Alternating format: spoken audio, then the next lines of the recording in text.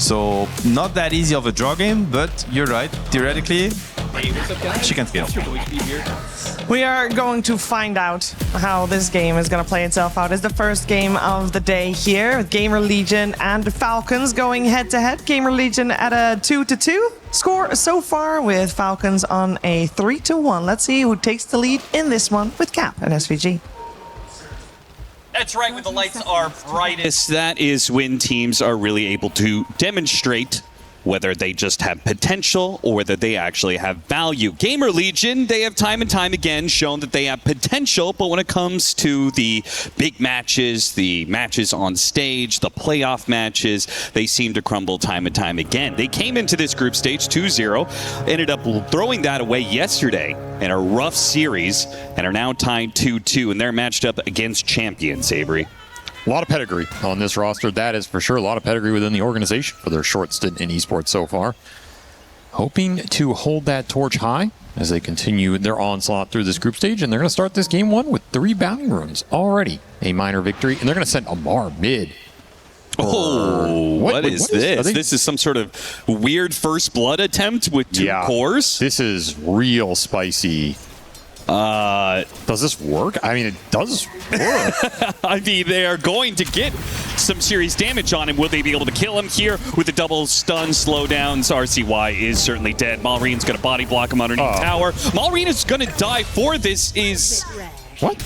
This worth it? It's definitely... I'm confused. It's not worth it if the snap didn't get the first blood. I think the idea is he's going to start boots, he gets first blood, you can buy fast bottle, and then all of a sudden you're pushing waves, you have a faster bottle, you can go jungle against the Viper, because otherwise this lane gets a little rough. The fact that Mar took the last hit, now you're just kind of stuck in a normal lane as this Snapfire. I guess you get extra experience. The Viper missed a little. Amar's still camping here. They want to get the return kill, but I don't think RCY is going to give it to him. This is ridiculous. I mean, sure, if they get back-to-back kills and Viper has to walk out to lane, it's incredibly slow hero, 275 movement speed, but... He's still lingering here. What? I mean, also, surely at some point, like, if you go for the dive here, GamerLegion are going to respond with somebody. They can't afford for RCY to die here, so... You have to go bottom with one of these cores. It's a very cheeky idea. I don't mind the idea of... I think we should see more early, like, pre-lane core rotation to get the first blood, and then you just TP lane. Yeah. In these situations where it skews the lane by a considerable margin. I think the idea from Falcons was really smart here. I just think the end result didn't pan out how they wanted it to in terms of who got that first blood gold to really make it worth it. That said, Amar, he will get a fast boots off of that, which is really going to help him against the double range lane down here. So in that sense, it worked out a little bit for him against a otherwise very tough matchup. You do give some free waves to Ghost, who is going to have to buy 0 regen with his Drought, 8 denies. That is worth a decent amount. But you bypass a little of the early orb walking shenanigans that were going to cause you some trouble. Kind of an even trade in the end. Yeah, I wanted to check the experience just because you would imagine that GamerLegion have the lead in that regard, given these shenanigans, but it's not by much. It's just by 20 experience. It's not that big of a deal. I just don't know if that move actually changes mid lane too much. Even if you get the last hit on the snap, he gets really fast bottle. Optimal scenario, I guess your pathway to level 2 Scatterblast into the jungle is a little faster. That's their argument, which I can kind of buy. But you still can never lane the Viper here as a snap. Yeah. And we're seeing Malreen just, he has full resources right now, but he can't really enter the mid lane. So it's still going to be a rough one for him mid. He's very practiced to getting out of these lanes. If he can get the creep pull going, it would be nice. He's kind of struggling to get back there, though. What did you make of the panel's discussion of GamerLegion's draft? They seem to be not a big fan. The Silencer is obviously very good versus Falcons lineup, but they felt like it made the lineup look kind of clunky. I don't really see it. But it's Seb, so of course he's right. So can you explain why he's right? Well, that's a pretty loaded question. Are you going to disagree with Seb? You're either throwing me under the bus or I have to throw him under the bus. So that's a win-win for me.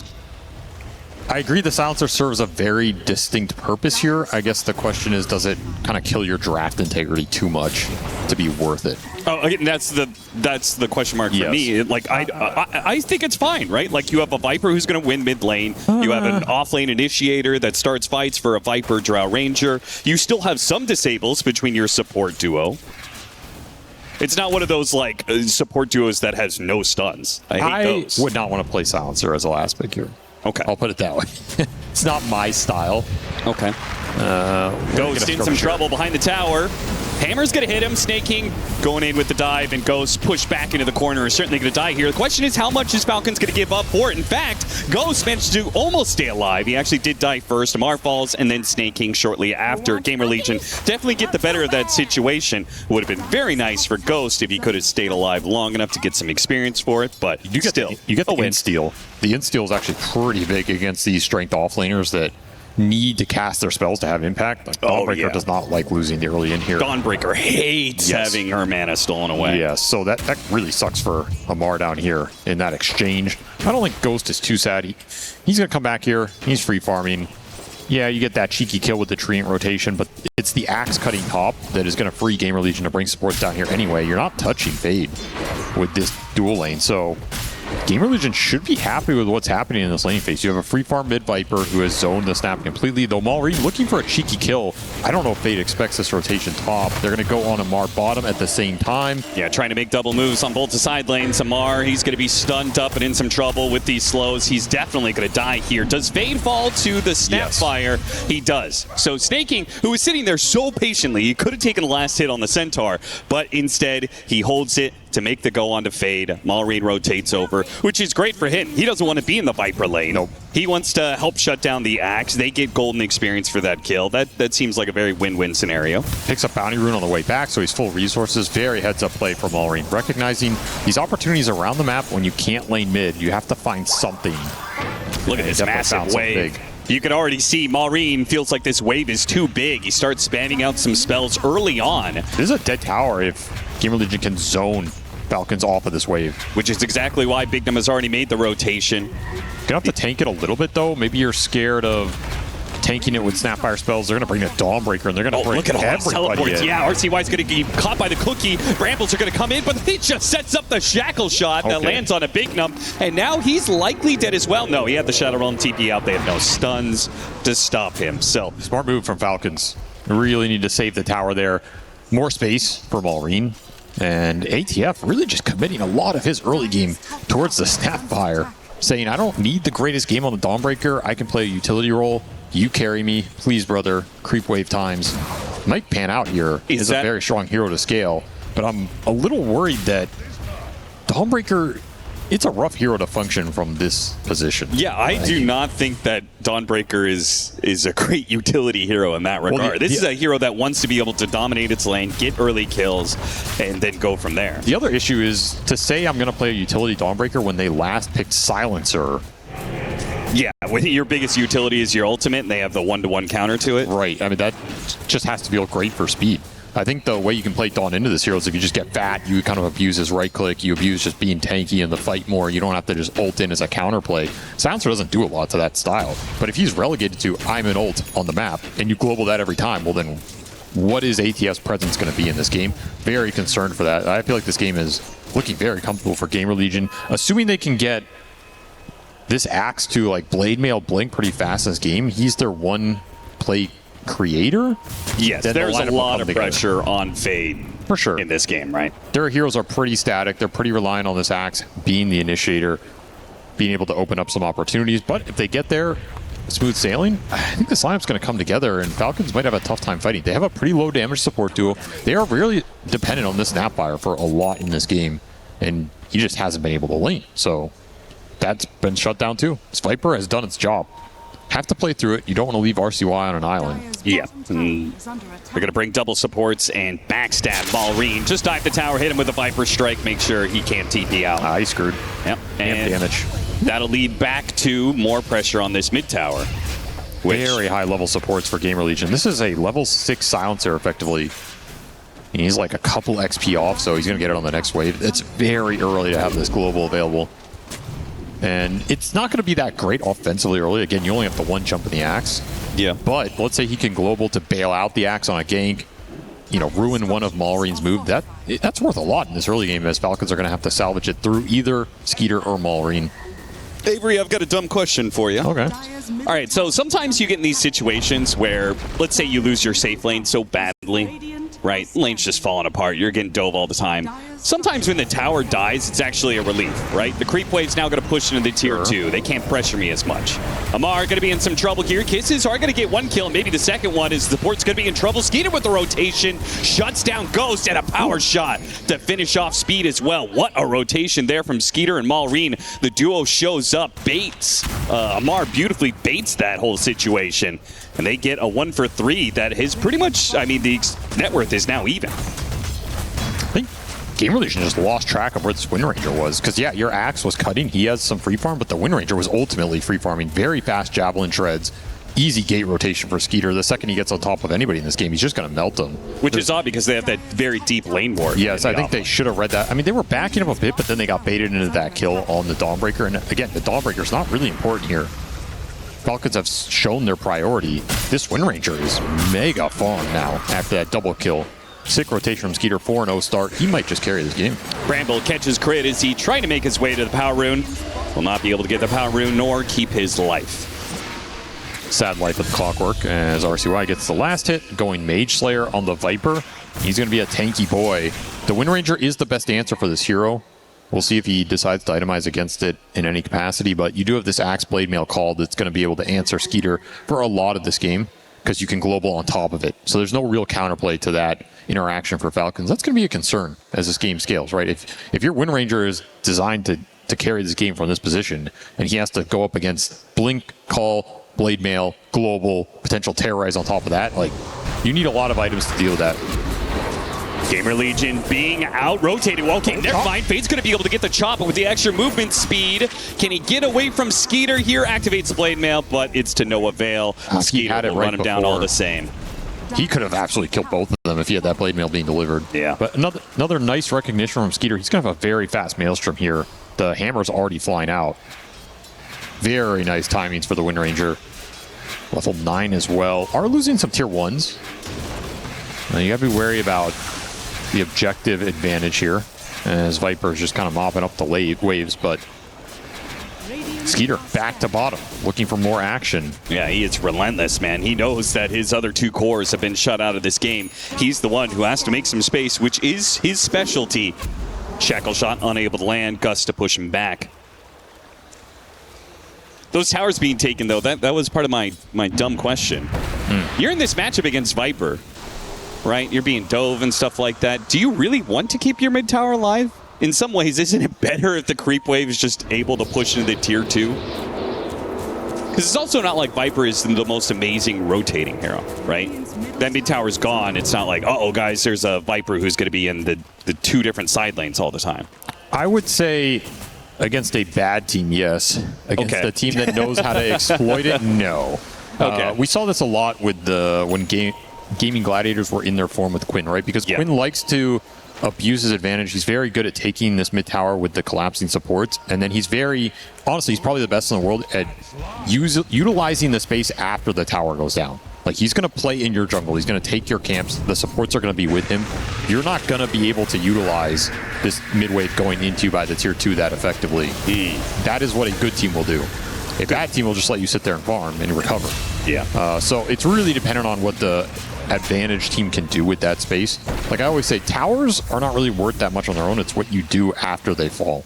And good teams will exploit that advantage. Bad teams won't utilize it. Therefore, if you take that tower and just leave the area, well, having that tower down is irrelevant. But isn't with the bigger map, aren't you spending more time on the sides of the map anyway? And not as a mid in the early game, if we're talking about mid tower, right? I think there's still a lot of potential to abuse that advantage. We just don't see it as much. Okay. Mage Slayer is done for RCY. If the Wind Ranger is the problem, what do you go next? How do you itemize against the Wind Ranger? As Hurricane Pike? As Viper. As the Viper? Yeah, Hurricane Pike's a decent one. I'm trying to think if he has like any scaling item build up that would also deal with him. Yeah, I feel like there's not very natural items for Viper to build in this matchup. It really isn't. It's a fairly one-sided matchup. I think you just go whatever your confidence going with in this game generally. Like, I don't think you have to overthink this particular matchup. Your attack speed slows aren't really great against the Wind Ranger. You can go the Blade Mail, but you're not going to feel great about it. Yeah, that doesn't sound amazing. Nah. Crit, going to be caught once again. Back-to-back support deaths as GamerLegion are doing a good job hiding him. Oh, actually, Bignum's going to be the one to die instead. Not bad. Sapphire Kisses come in and get that.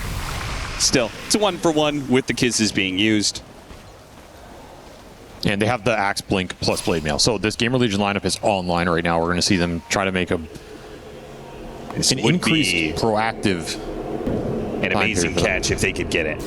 Oh, it would be so good, but I highly doubt Falcons is, yeah. No, that's a tough go. Maybe if you had gotten down here 30 seconds earlier and you smoked to their Wisdom Shrine, but that timing has come and gone. And you got to be careful about getting out-farmed in this game. I do think Falcons can play the map a little better with their 3 cores. They have the Boots of Travel Snap, they have the global ability, the Dawnbreaker can kind of sit on a triangle or something. Your Viper is a pretty static hero. If your Axe goes for big moves with the Blink and misses, that's wasted farm time for him. So and they also have 2 supports that are going to play very forward on the map, right, and catch Smoke Kings, right? Yep. Treant Protector, that's pretty much his whole job. Clockwork is also very good at that. Oh, yeah, these 2 supports for Falcons, they're not going to find a lot of farm, but they can absolutely just ruin your advance here.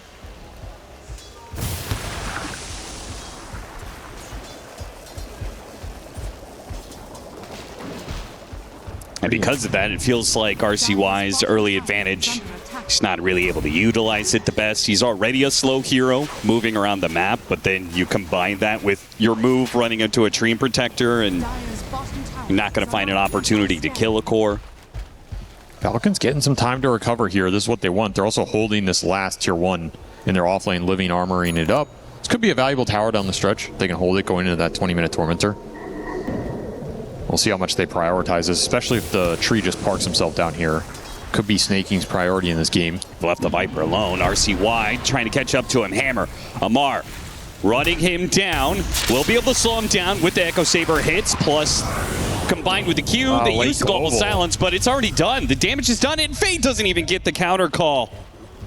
They're going to get nothing for this. GamerLegion once again being just outmaneuvered around the map. Again, due to the information that these supports provide, Dawnbreaker Ultimate's going to drop on a Speed's head with the kisses along the side. Ghost almost got caught in the middle of that one. Fate does come through, chops down Crit, gets the call onto the Dawnbreaker. Do they have the damage for him? Little bit with the Drow coming in, but doesn't want to overcommit. Here comes Bignum, more damage, and Amar will die for this, but so will Fade. Perfect trade for Falcons. They're going to get Bignum on top of all this.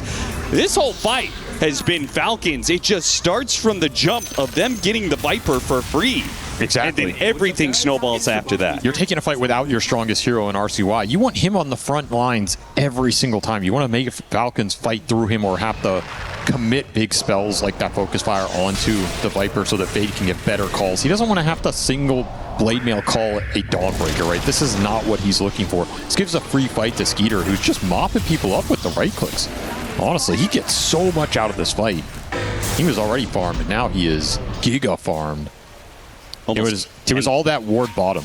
If you look on this bottom corner of the map, they had a deep lane ward that really caught GamerLegion off guard.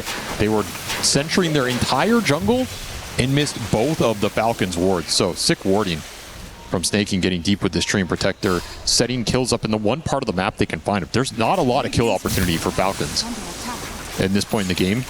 They warded in the one spot they could get it, took advantage of it, and it turns into effectively a team wipe.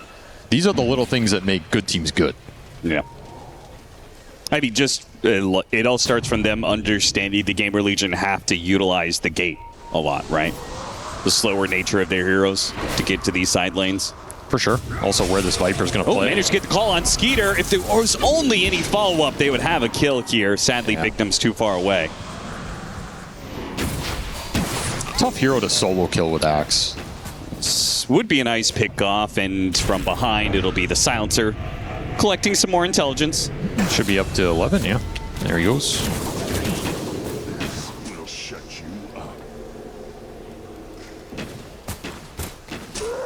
Well, this is a game the GamerLegion a laning phase went. Yeah, what is this? What is it?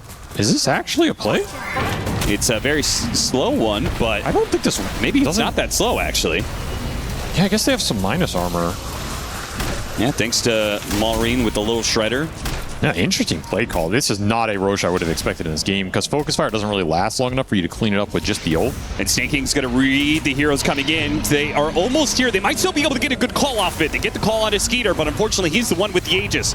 So Fade doesn't even try and stick around for the kill. I'm surprised that GamerLegion don't force that fight more. I'd be really tempted to just commit there. Yeah, you should know that Wind Ranger is halfway useless because she already used Focus Fire, right? It was coming up again, actually, but even then, you should be pretty happy to take any sort of fight at this point in the game because you have Global. Like, the Dawn can't use ult, the Snap potentially can't use ult, especially if you can start on Skeeter. It's their big damage source right now. That should be an advantageous fight. Maybe you're just unsure what the hell is happening there because you're not expecting such an early Roshan from a Wind Ranger lineup. Another sick play call from Skeeter. He is really owning this game. Level 14, 7-0. And yeah, you weren't wrong. The Focus Fire was back up during that pause, which meant that they were in the pit for 40 seconds and GamerLegion didn't get to it in time. Benefit of a surprise move. You just catch them off guard. No one's expecting it. No one checks the pit. You get away with murder right there. So it's pretty clear GamerLegion not able. Plan A was definitely win lanes and snowball off of that and, you know, have a very dominant mid game. But they still have some very strong late game heroes. I mean, they have Drought Ranger, one of the best carries of the game right now. I'm just not as convinced by their map play as I think it needs to look for them to confidently scale here. I think the Snapfire is just getting so much right now, uncontested. So Wind Ranger's had a tremendous game. ATF will always recover. He's just that kind of player. And I think you do get outscaled in the ultra late. I mean, if they're going to get both objectives over you at 20 minutes. 10 minutes ago, you would say there's no way that's going to happen. Rough stuff for GamerLegion. Win lanes and lose the first Roche, lose the first Tormentor. Not what you want to see. And a great chart. I mean, if you're talking about the way that Falcons is winning this game is through the map play, then them being able to have some extra vision on the map with the Eyes and the Force is going to be great. Big gold injection for supports that don't naturally farm too fast either. Yeah. That's going to feel great here. Snake King can get some extra vision out on the map. Yeah, I guess actually both their supports do have shards that give you kind of vision mechanics. The jetpack. For sure. Falcons with their smoke. So they smoked off Tormentor, TP back, and quickly ran back out with full resources, trying to, get yet another objective away from GamerLegion. But this one looks like they are going to be here in time. Shackle shot, but instantly the call is there, but the Dawnbreaker ultimate is out. They caught the silencer. That means there was no way to be able to stop him. Still, though, that's going to be the Aegis. Bignum's getting a lot of damage onto the Dawnbreaker as well. Cookie goes out, but they manage to get the kill. Skeeter's back into play, but he is going to be Viper struck on the second life here, making a run for it. Slowed down by the Frost Arrows as well. RCY, they get the call on him, pull him back in, and the double orbs will finish him off. Crit too late with the hook shot. He'll die as well. Such a dangerous smoke to go in like that against the tier 2.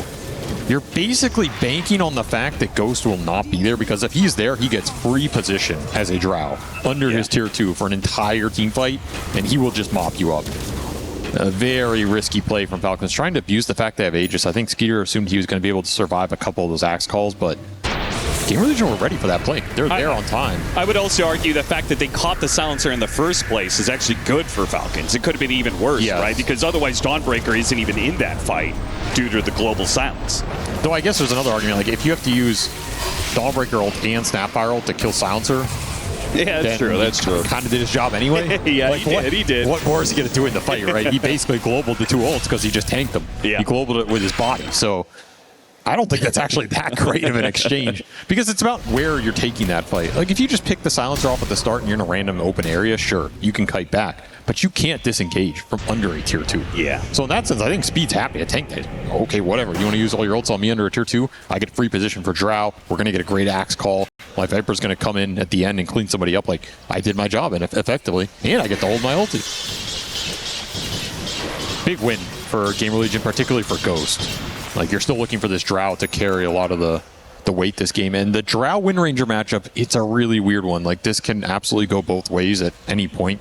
in these fights, depending on if you can get on top of the Drow with the focus fire, you can melt him. The Drow generally is going to scale better with you. He can throw the multi-shot into you. He doesn't need to buy an MKB or something. If you get to Satanic late game as the Wind Ranger, you can sometimes just power through. Drow top lane. They went through the gate. And they had Ghost push in top lane, but Falcons, despite that hook shot, did not actually take a big chompy bite on that bait. They actually backed out. Just a hook shot and run away. Gotta respect Global that can stop your long-range kill attempt. I'm gonna guess it was the Eyes in the Forest. They had one on the gate. They did have one on the bottom one. So they knew the rotation was coming. And might still be able to get something for it. Crit actually blinks into Fade here, puts him inside the cogs. Here come the kisses. They give him a force staff, trying to get him away. Snaking is hoping to catch up, but the kisses are just too on point. The hammer over the top to finish off Fade, or Speed rather, a double for Falcons off of that one. Didn't want to global it, and might end up regretting that decision. Yeah, I mean, I feel like Kisses is one of the only real damage threats that Falcons has in these fights. I mean, surely the first blob that you see, you just instantly global. This is why I wouldn't want to play Silencer in this type of game. Yeah, you have direct ults that you can global, but you only have one jump in the axe, and I think those types of games are... Like, your game is super dependent on what Fade finds, and if he doesn't find anything, then you're just kind of a sitting duck. Sure. Maybe we'll see some more effective globals later on when the Drow can position a little more aggressively. You can protect Ghost with it. That might come to fruition, but for right now, it's kind of hard to find the usage for his spells. Yeah, what do you think about this Linken's pickup? Obviously, it countered the focus fires, making sure that Wind Ranger can't just run him down. There's barely anything that pops it in this game. Yeah. In fact, there isn't anything. Yeah. So it is a one-spell Linken's pickup. In that sense, it could be really nice here. I don't know what Skeeter's supposed to do other than go early Hurricane Pike. If he wants Hydra's Breath, that's going to feel bad. If he wanted the Hurricane Pike anyway, he might not care. But then you're still wasting a lot of the value of that item. Sure. I don't mind it here. It could be pretty nice. If you want BKB too, though, I don't like this. We'll see if he skips BKB in a game like this and relies on the Global Silence to buy him some space against the spell power. Yeah, I mean, as long as you're using Global Silence for kisses, then it feels like not a big deal to not go BKB on Drow in this game.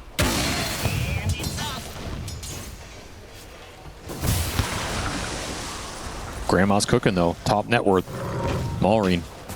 With the rough lane that he didn't even really go to. He makes it happen. Yeah. This hero just farms so incredibly fast. ENA just allowing the Scatter Blast to just do so much damage, quickly clearing through jungle camps, and then Boots of Travels, so you can be all over the place on the map. He probably has the best talent tree in the game right now, right? Yeah. I cannot think of another hero that vies with him because he has two good talent pathways that would both be basically A or S tier on any hero, and he has it on the same hero. Yeah, when you're a Snapfire and you hit level 27, 28, 29, you're going, oh, yes, I get this talent, you know? Like, that's a sign that your talent tree is too good. Don't think he has a bad talent. Like, legit, I think all of his talents you're happy to take. His weakest talent is probably the level 10 Mortimer Kissburn, but even that it's still a decent amount of damage over the course of a game. Of course, yeah.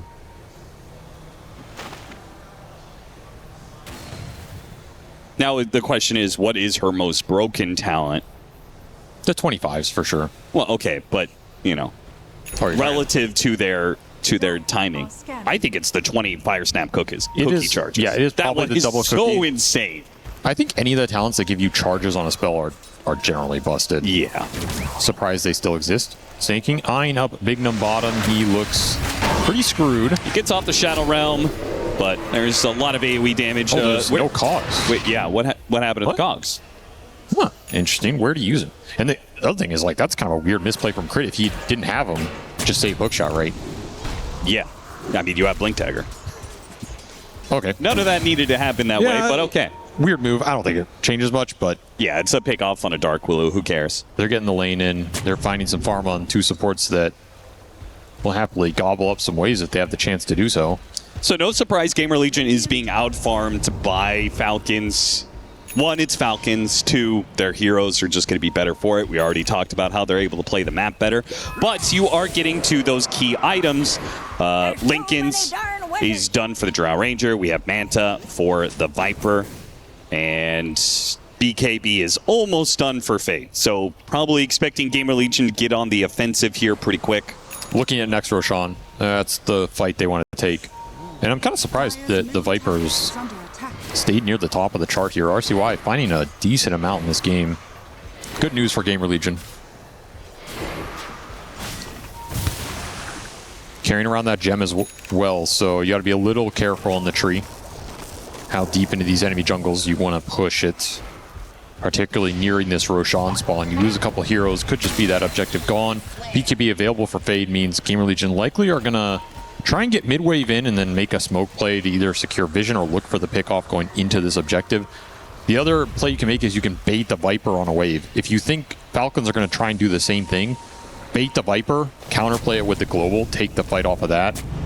Smoke is going to break. They spot the Axe. That is a perfect hero for them to jump on, force the BKB, ruin his initiation.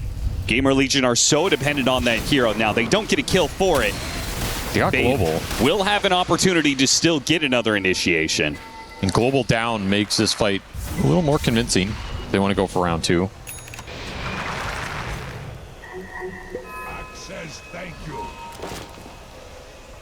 If GamerLegion just stall, Roche will go top here. Yeah, and I think that's what they should do, right? Fade's life is very hard if there's no Global and no BKB. The issue for them is I don't think you can ever just man up and force Roche on this game. I think you have to take the fight before it. And that has proven to be quite difficult against a Falcon team that is very good at reading moves. Well, this is a classic. Solid vision mechanisms. You're playing up against global heroes, smoke to the global hero. We're going to see GamerLegion make this move away from the Roshan pit to catch the Dawnbreaker. Now, the Dawnbreaker's pretty tanky, but there's so much damage here that even the TPs coming in from Falcons, they're going to be late. All right, what can they do with this? Roche is going to walk top. They've got 60 seconds. By the time Roshan gets there, it'll be more like 40 seconds. They showed the Drow mid and they hit the scan, so they know Falcons are running in trying to take advantage of this. They need to get the hell out. The jetpack is going to spot him, manage to get the initiation on Fate. Bumps him back into Skeeter with the focus fire. Not much Fate can do here. Ghost is going to be able to put some damage on him. This is going to be a problem for Skeeter. He's got to win run away. Snake King, he popped the overgrowth, but he wasn't close enough. He didn't get them. Skeeter runs multi-shot. Ghost actually goes for the clockwork. He might have gotten Skeeter if he threw the multi-shot up instead. Here come the kisses, though. Forced out trying to get away from it. A couple more globs are going to land, but Snake King's going to die for it. Ghost is healthy enough that no turnaround from Falcons here today. Skeeter's lucky to get out of there. A couple more marksmanship procs. He's just dead. I think Ghost got a little unlucky, to be honest. He hit like 2 out of 10 or something. Below the 40% for sure. This is a rough fight for Falcons. You don't have the Dawnbreaker. You're missing so much of your firepower. They didn't use Blade Mail? He never got it off early enough. Oh, no, I'm sorry. No, that's not.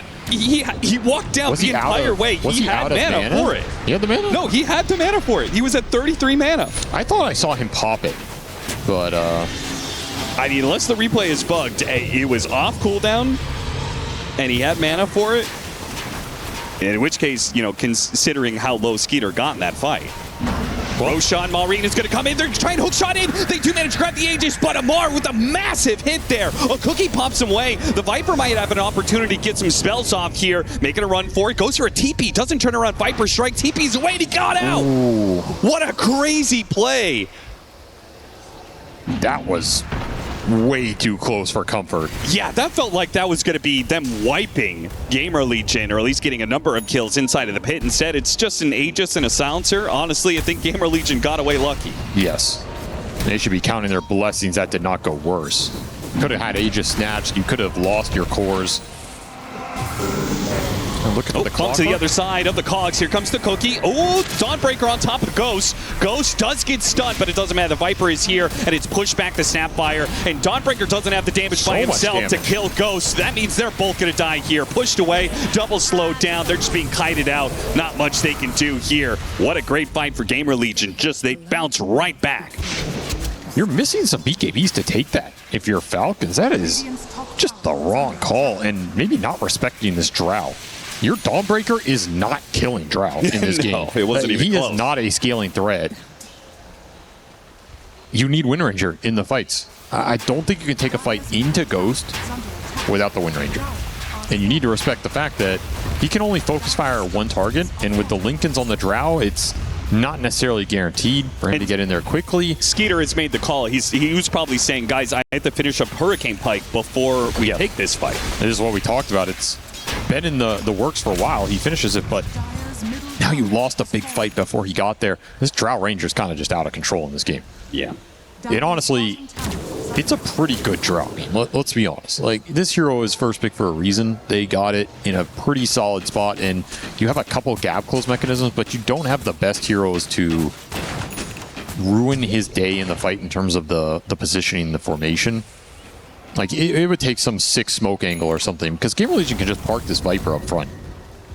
And he's getting some Drow aura. He's frontlining for the Drow. You have this Axe that can call the Wind Ranger if he does find the Drow Ranger. You have a lot of counterplay here to protect Ghost. Same goes with the Global, right? Like, they have two different mechanisms to protect Drow, even if they do get on top of her. And getting on top of her is very difficult with Axe, Dark Willow, and Viper all kind of offering some sort of front line for her.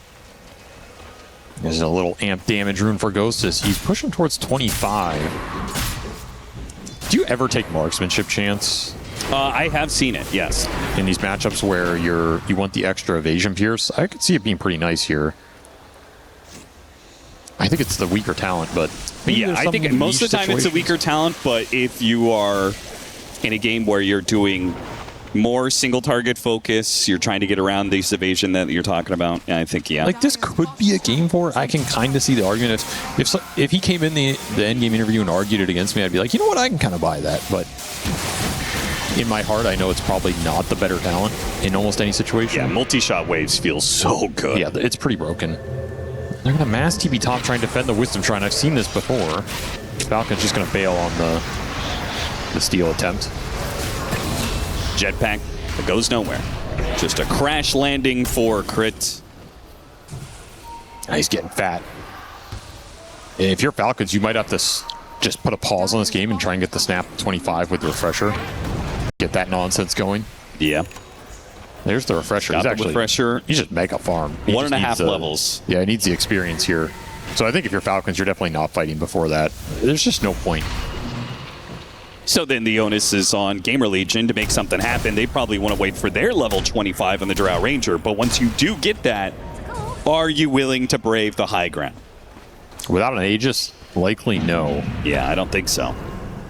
Which means that Falcons are near guaranteed to get that 25 on Snapfire. It's pretty spooky.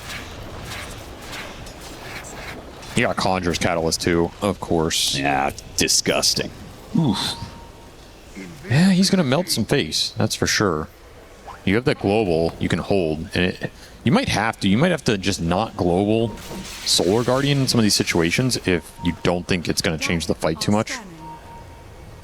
I think that might be the right call. I'm actually not worried about Solar Guardian coming through, even on my Drow or something. Like, this Dawn's just not doing any damage, so who cares, right? Yeah. I'm more worried about this Conjure Catalyst Snapfire ult decimating my Drow who doesn't have a BKB. If anything, I feel like Mar is almost a distraction. He's going to get AC, and he is going to be very tanky, but he doesn't actually offer that much damage right now. He's not killing Drow. Yeah. There's no way. He has no evasion pierce. You can get Hurricane Piked. It's a nightmare for him to try and bring him down solo. If the cores all collapse on top of Ghost, I can see it, but otherwise, it's going to be a struggle. Somebody dropped their Lotus. Well, double it down on the slows. I mean, you've got Axe Battle Hunger, you've got Viper, you've got Frost Arrows, and this Viper is going to go for a Scotty next.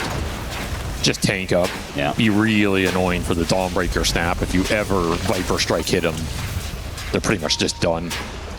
Do you think there's...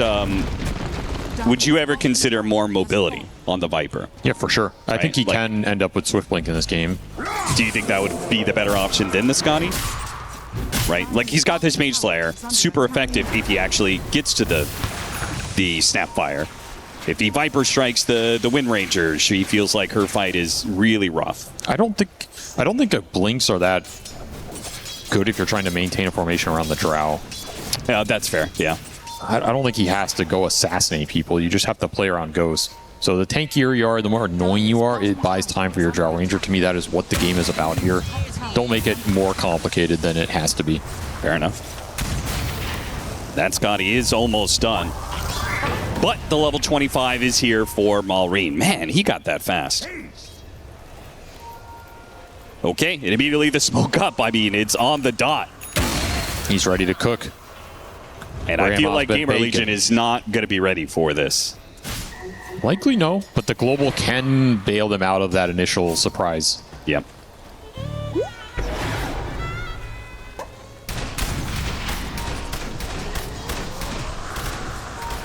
Smoke through mid. Don't have Snaking with them. Snaking's trying to deal with the side lanes while they make this move. Jetpack is going to reveal. Fade.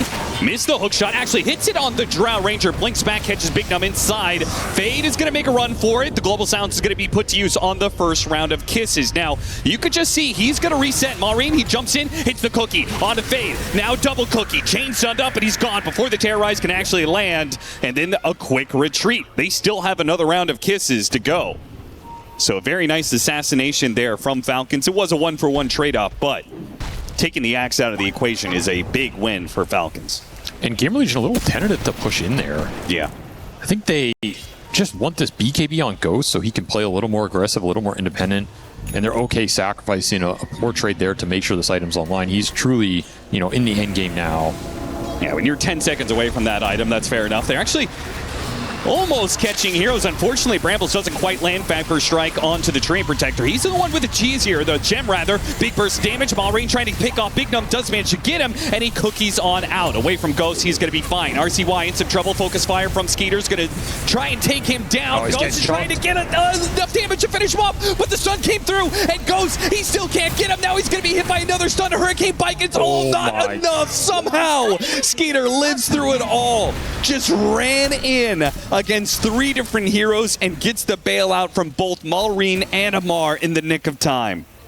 And you have to ask the question, like, why were GamerLegion forcing it like that? Yeah. 4 on 5, no global to bail you out against the Kisses. He still had Refresher on the snap. Was this the fight to take? You're not even all there at the start. Felt very forced. Yeah, trying to do this without Fade. This play just seems a little sus to me. Ultimately, it's some sick spellcasting from Falcons that wins it out. You get to put this Conjurer's Catalyst to great use. The Kisses just clean everybody up here. And once again, not getting enough marksmanship procs going into Skeeter. He just can't get them to land.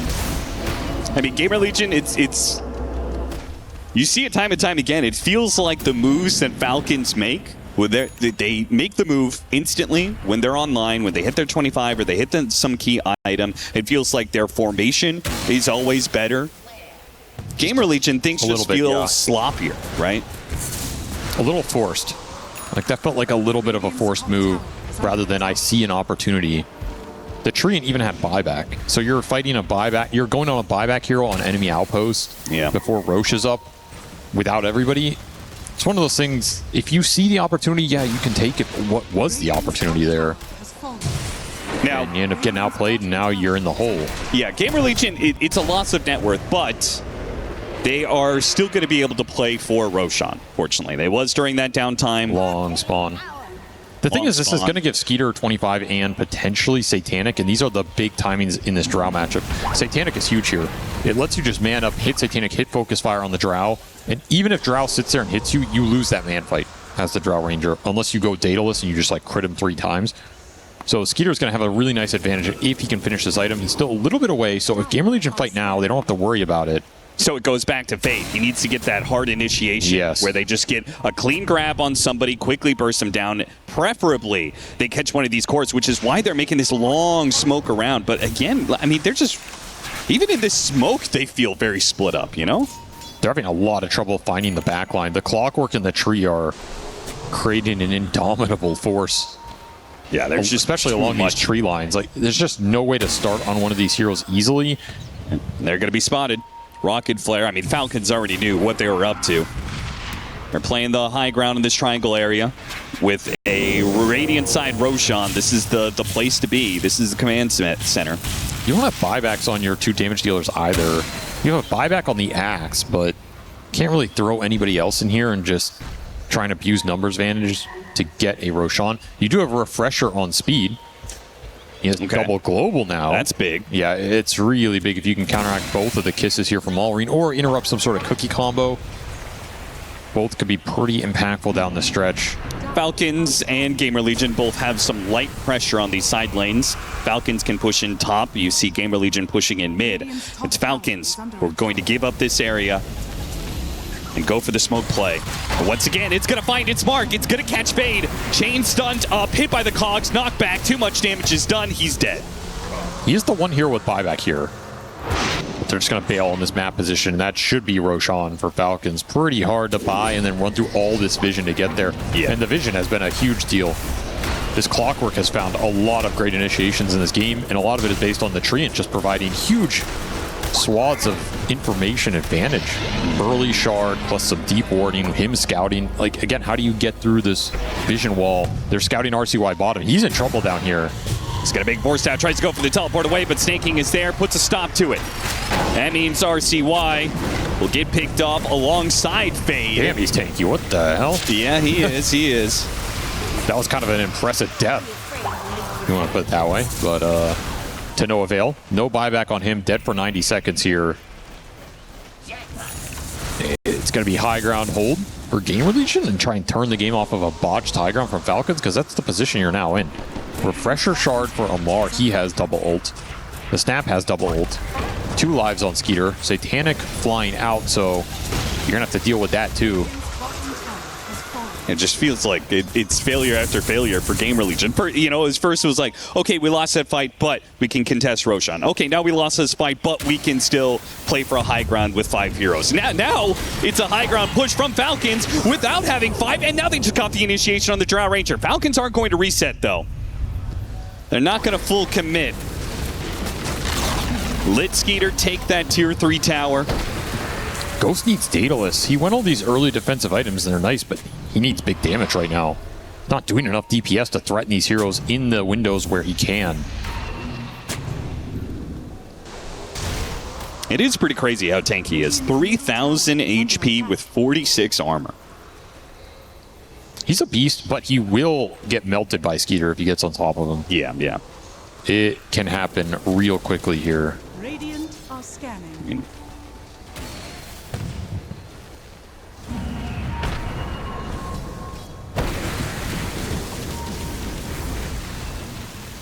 And Falcons don't keep it up. I was surprised they didn't go for a full lane with the Viper dead, but now it's full 5 for GamerLegion to make the defense here. Starting on RCY could be problematic. He is very slow to bring down, even committing ults onto him. I mean, Falcons definitely got a good damage test on him earlier. And with the double siege wagons pushing in with the banner out. Ooh, I managed to get the focus fire out of Skeeter. That's pretty decent. I still think he can kill the banner here. I guess he can slow down the catapult attack speed. That's true. That's true. This is the slowest siege of all time.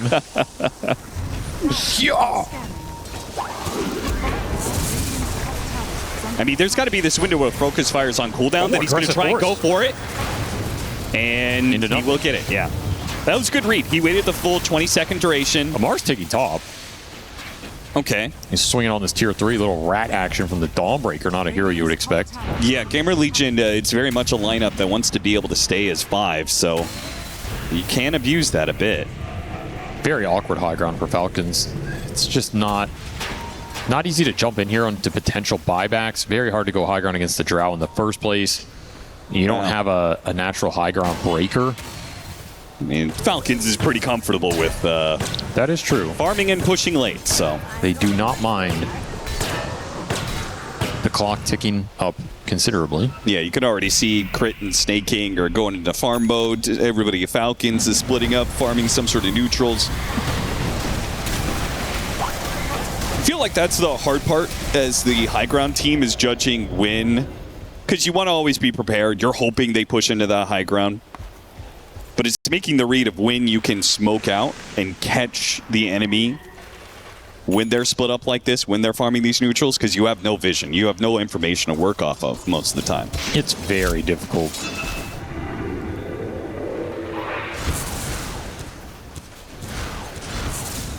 Skater is almost done with the Aghanim Scepter, the upgraded Tailwind. Got the Gale Force too. I wonder if you can ever drag someone out of base here a little bit, make your life easier. Still 30 seconds on the Aegis. Another great Especially hook with shot. Crit making the initiation, pushing back heroes with the cogs, and there it is, the Tailwind almost pulled Fade out of the base entirely. They had to pop the global silence to make sure he stays alive. That is going to be one global down, one Kisses down. Pretty reliable casual initiation here. You just hookshot cog, blink out. Not a real counterplay. There's no instant stuns. Yeah. On the side of GamerLegion, so Crit's just getting free information, free pokes, getting a global out here or there, and all of a sudden you can just reset, go again. Pretty value. Skeeter gonna head up the high ground. Doesn't like what he sees. How much does 25 change for Viper? I feel like it's not that big of a deal, Yeah, it's not right? the biggest talent. I mean, he used to have the universal one now. Yeah, that one was pretty sick. Fade's level 25 would be pretty big. I mean, he's already got the extra AoE off of Shiva's. So he could get a big, big call. Then again, Falcons, how much are they ever really, you know, within 500 units of each other? I feel like they're able to maintain a formation that is pretty broadly split. This might be one of those Axe games where you need a refresher just to double call, maximize the time the Drow can hit a hero that's locked down. Sure. Even though your mana pool is pretty tiny. Nice pickup. Snaking. Set up, maybe, actually. They don't easily get him. Snaking is going to be fine. They quickly try and teleport away. Bignum's going to be stopped by the overgrowth. Well, this is awkward because the bottom wave is pushing in. Attack. Bignum, Shadow Realms up. They do keep vision on him. He still has Terrorize, but looks like he is going to get caught. It's just so hard to kill anybody in this game.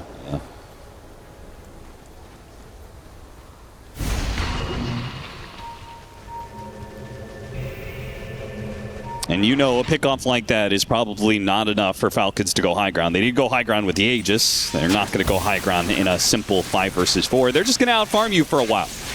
27,000 net worth lead.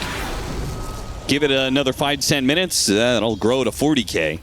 This is where having Snap on your team is really nice because he's just scaling to level 30. Oh, they're actually going to try and make a move here. Amp damage on the Snap. Pretty spooky here. Yeah, that is going to be a lot of damage. Chain stunning on RCY. Global Silence does get used early here. Now they have the Kisses. They could put to use. And here comes the damage. See how many they can land. Gets a lot of damage on Fade, but ultimately he gets out of the way. Also, talk about the long range. Amar also, he took the Celestial Hammer cast range and speed, so he's also able to throw a bunch of damage, 2,000 units. Good gap close here.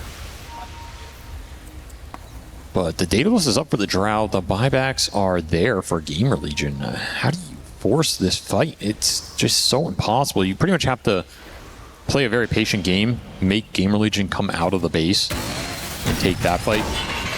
Oh, hookshot, a bunch of heroes, bots too in with the Dawnbreaker ultimate. He actually cancels the bots. Maureen blinks over to the side. Fade, meanwhile, stuck in all these cogs. Samar is super tanky. They have the overgrowth locking down these heroes. The multi-shot trying to keep him back, but the shackle was pretty nicely put, but they do have a Ghost Scepter helping Viper reset against this focus fire. And Maureen jumps in with the double Cookie and finishes off the axe. Cookie's a third time, a fourth time to try and get away, but oh, what?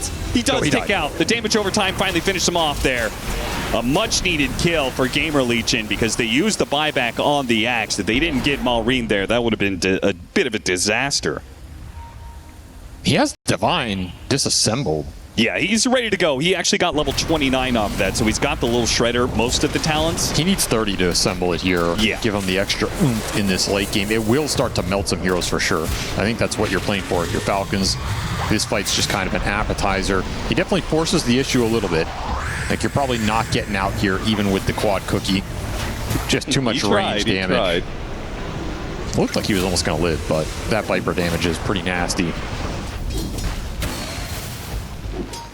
Let's see if he assembles this. before 30? I mean, is there any reason to ever do that? I feel like no. I mean, the problem with Snapfire is you're still broken as a magic damage hero, even this late into the game. Yeah. So he doesn't need to force that transition until you actually have the I will say talents a for it. little less so against this Viper. He just has such high magic resist, plus pendulum, plus global silences are really annoying for the magic snap. Sure, but that's not his job, right? He's not the one who needs to deal with the Viper. No, not necessarily. But he can. If you get to Divine Daedalus here with Snap with the level 30, you kill anybody in Dota. Like, you just go in with the Shredder hits, you refresh, get another Shredder Put pop. it together. He did assemble it. Okay. Interesting.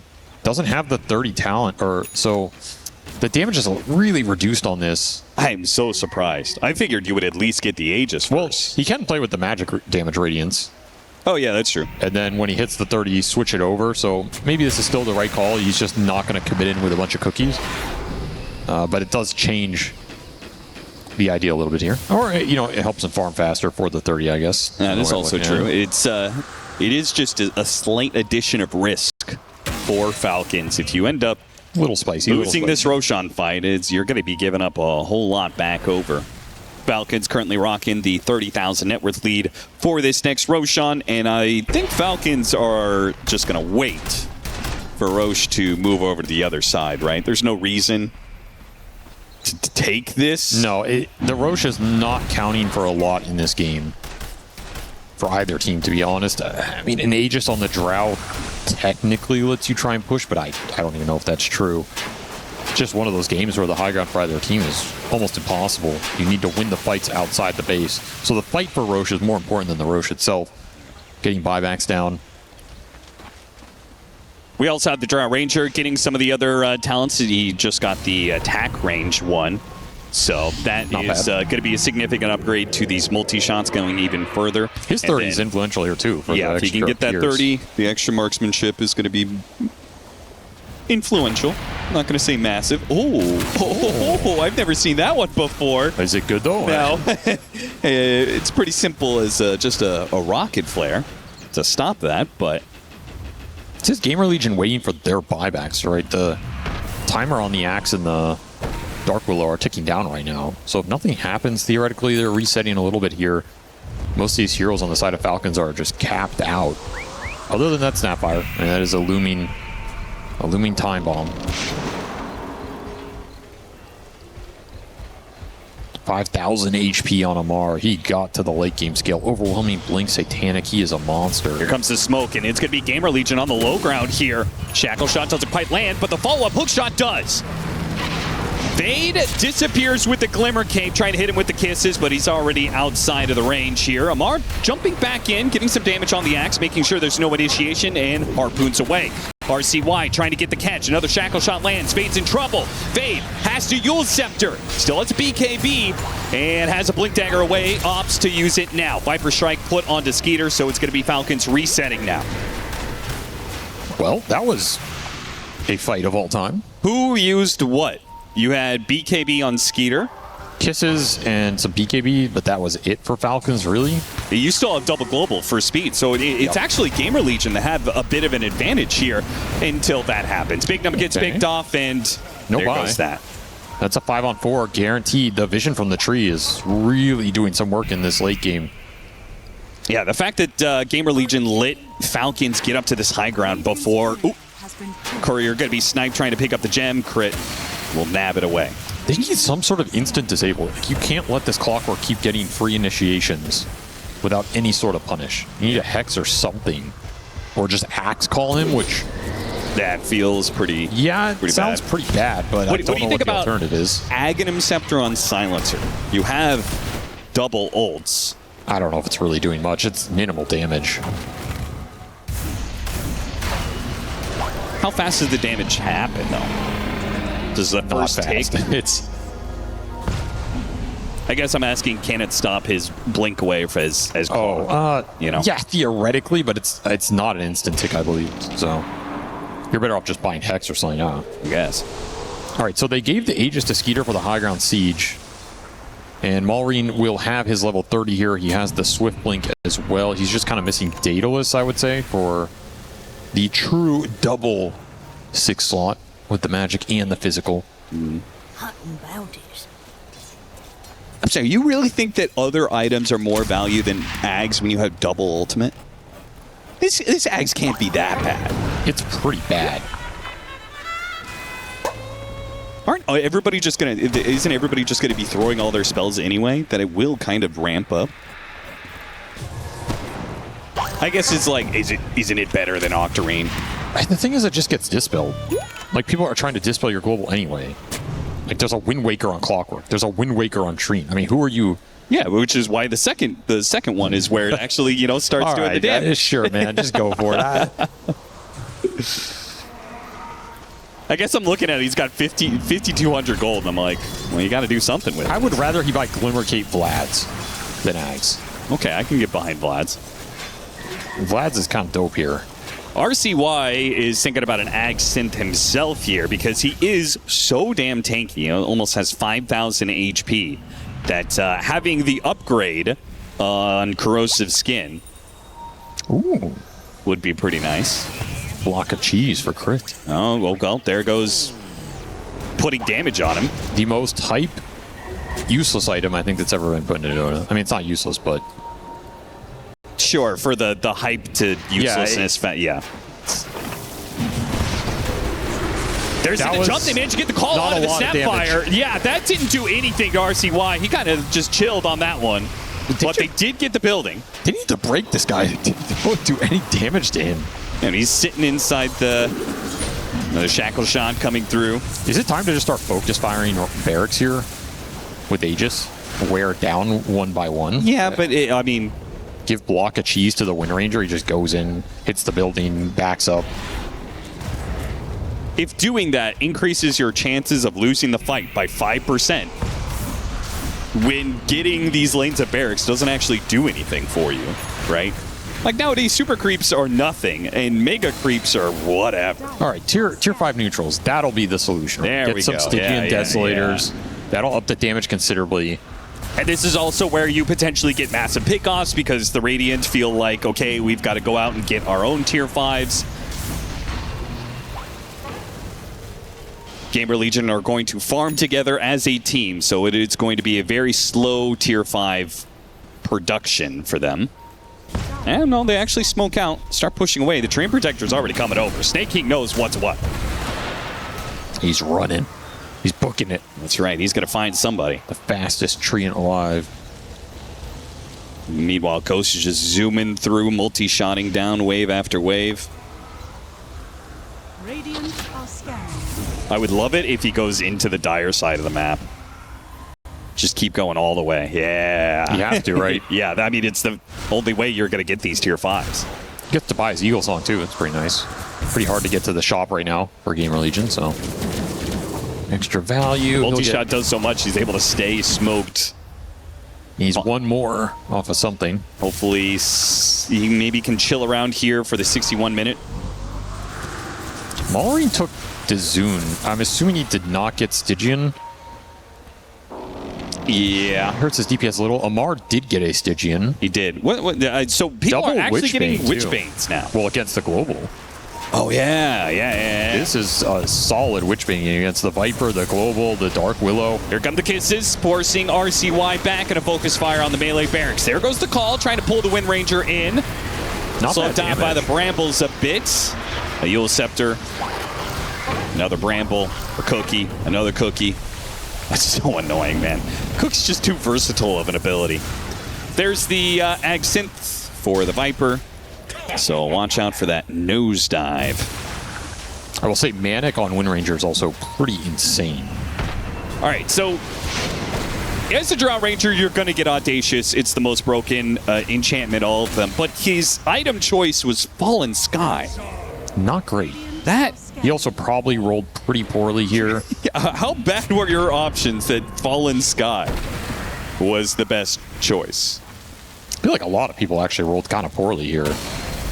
Just gotta make do with what you get, I guess. But you do have a tier 5 neutral advantage if you are Falcons. RCY gets back up to the high ground. Viper Strike put onto Amar, but the Cookies will always get these heroes back to safety. If one Cookie does it, there's another, and another, and another, and another. Yeah, you hookshot them illusions. Oh, call on the Snapfire. See if they can focus him down. Wind Waker protects. Multi-shot's going to get a little bit more damage, but the Aeon Disc procs, and he is healthy enough. The GamerLegion can't immediately get the kill. Force Staff to get out of this one. Oh, there's going to be an overgrowth. Catches some heroes. BKB goes off, though, and Multi-shot's not getting the kill on anything. Shackle shot on RCY, and he's getting low enough that he actually has to reset here. Oh, Fade attempting to get the call, but he jumps into a round of cogs. They need to get this banner down. Another round of kisses coming in. Amar actually inside of the enemy base right there. And the hook shot finishes off Big Num. Now the pullback hit. Oh, Speed gets swiftly one shot. RCY is going to slow him down a lot here. Hard to get this kill. Fallen Sky's going to miss. Ghost sets up on the ice ground with the Ice Spur, trying to finish off Amar. Gets down to about half and then easily reset by Falcons. Feels like GamerLegion are getting desperate now. Global Sounds put to use to stop the stun onto RCY. Shackle shot doesn't quite land. There goes Focus Fire. But again, they reset as soon as the multi-shots start coming into play. GamerLegion are getting more and more desperate to finally get their hands on Falcons, but Falcons remain too damn elusive. And they're taking buildings every time. The Wind Wakers can always bail them out. There's no nullifier on the side of GamerLegion here. No answer to these defensive Yule Scepters coming in. They're just slowly finding openings, one hook shot at a time, one building at a time. Classic Falcons gameplay, 50k net worth lead. There's level 30 for the Wind Ranger. They want level 30 on all three cores. They want to end this game in style, their style. And GamerLegion just cannot latch on to anything. Like, your one stun is the axe call. There's just no way Fade can find a good target here. It's too much gunk, too many Wind Wakers anyway. Yeah, you don't kill anything fast enough. It's a 6,000 HP Dawnbreaker with 35 armor. Just consumed a Moon Shard, by the way, and is trying to get a refresher. Need Divine Drow, I think. I was thinking about eating an Ags, which is a damage upgrade. I don't know if it's enough here. There's double overgrowth to worry about. I mean, there's just so much stuff.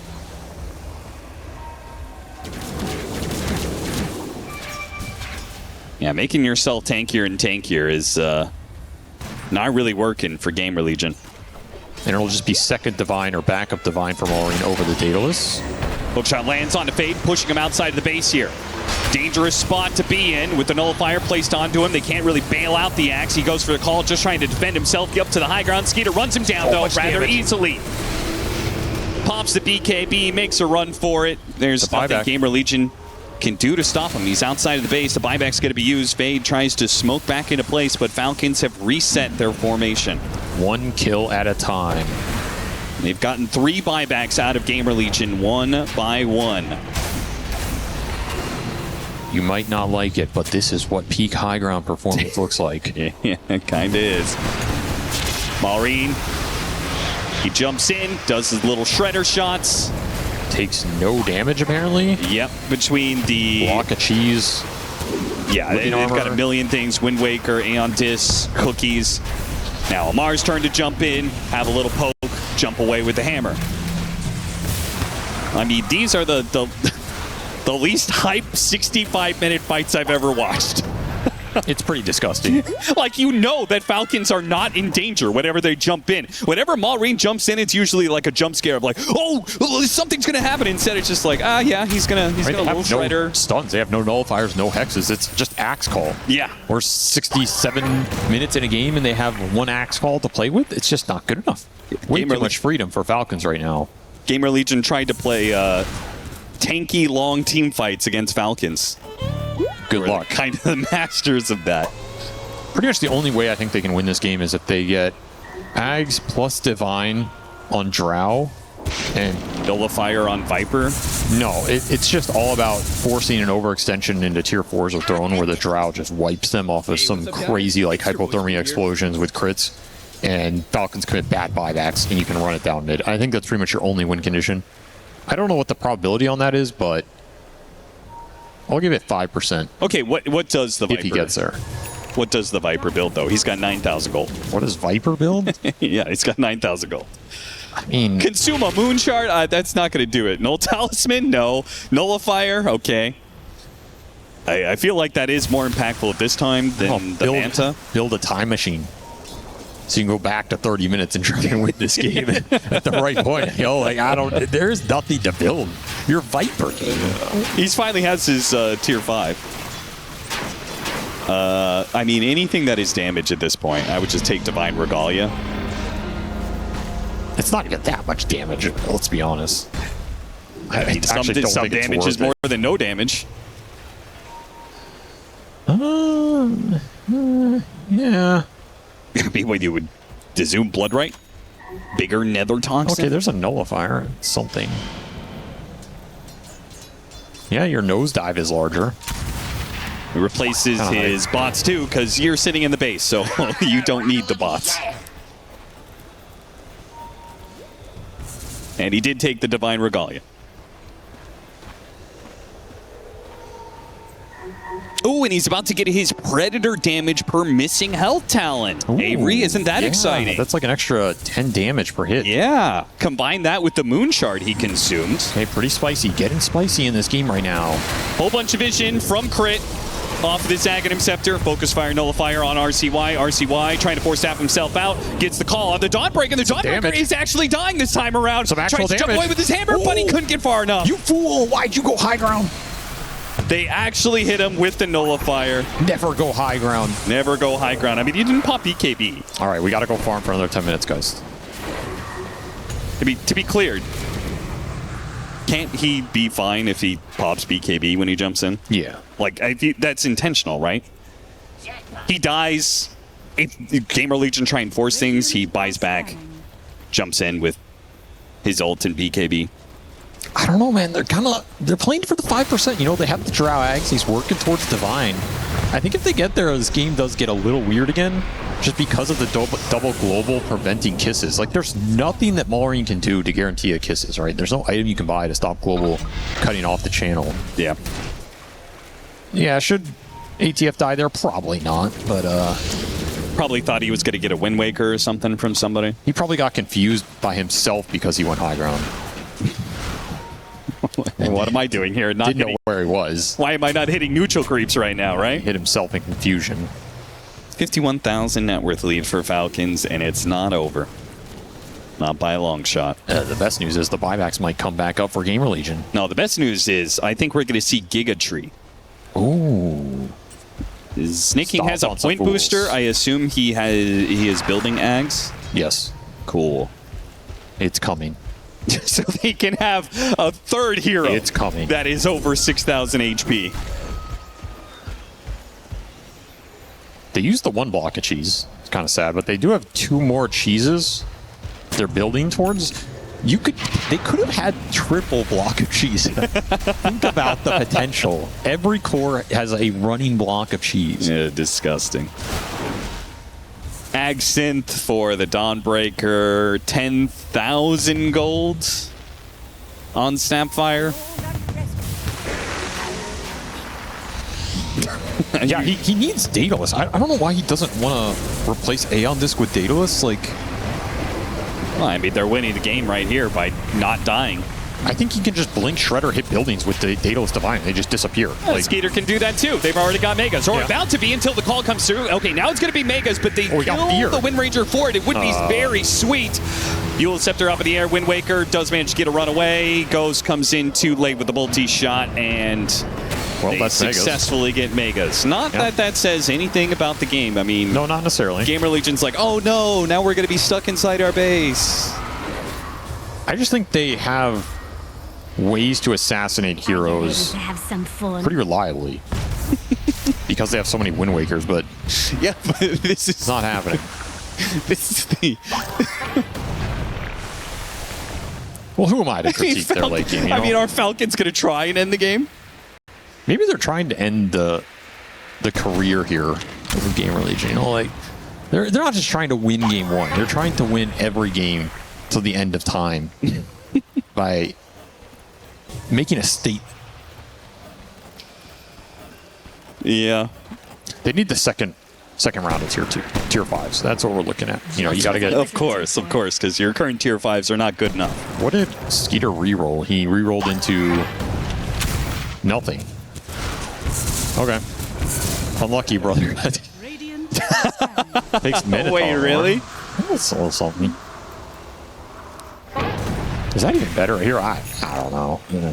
Who knows anything about ultra late game Dota 2? Well, I think you're supposed to. Goodbye, Aegis. This is where you wish you had Eternal Envy on your team. He would have a plan. You theory crafting the hell out of The this. plan might not work, but he'd have a plan. This is the unstoppable force versus the immovable object. Yes. GamerLegion never moved from their base, and Falcons... In fact, actually, no, what am I saying? There's no unstoppable force. It's just two immovable objects staring at each other.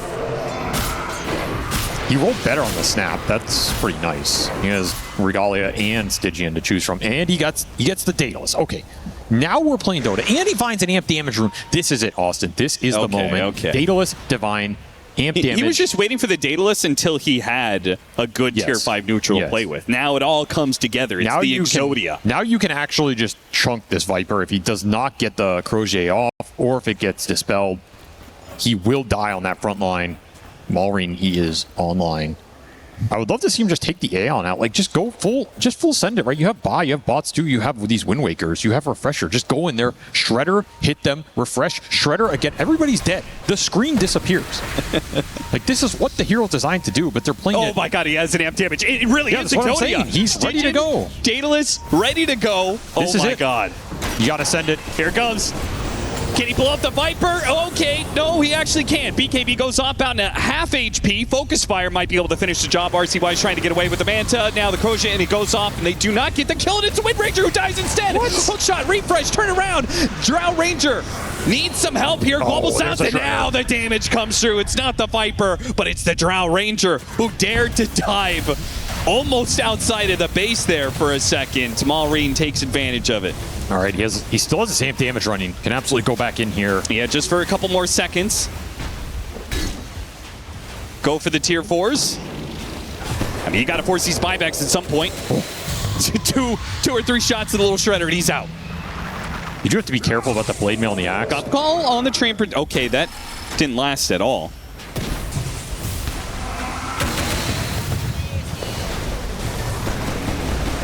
Tier 4s dropping Nullifier, Viper Strike, Cookie trying to get him out of there.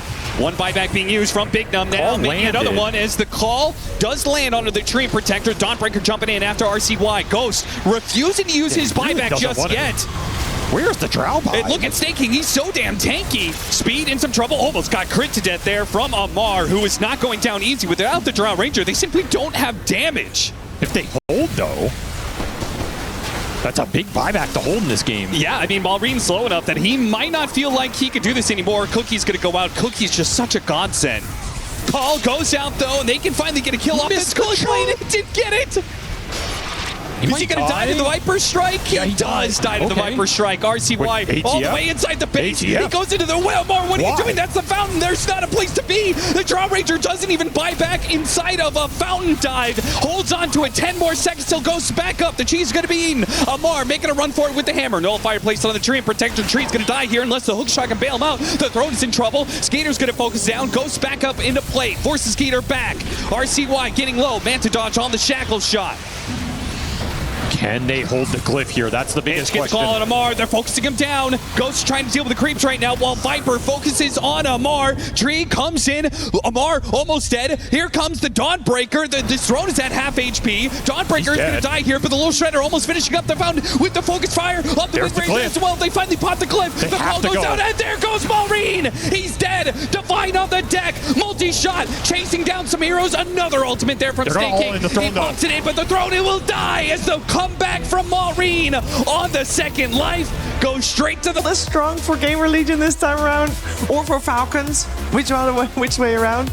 It could go to another 80 minutes. I hope everybody is very well hydrated. We're finding out together with our commentary team. It's Cap and SVG.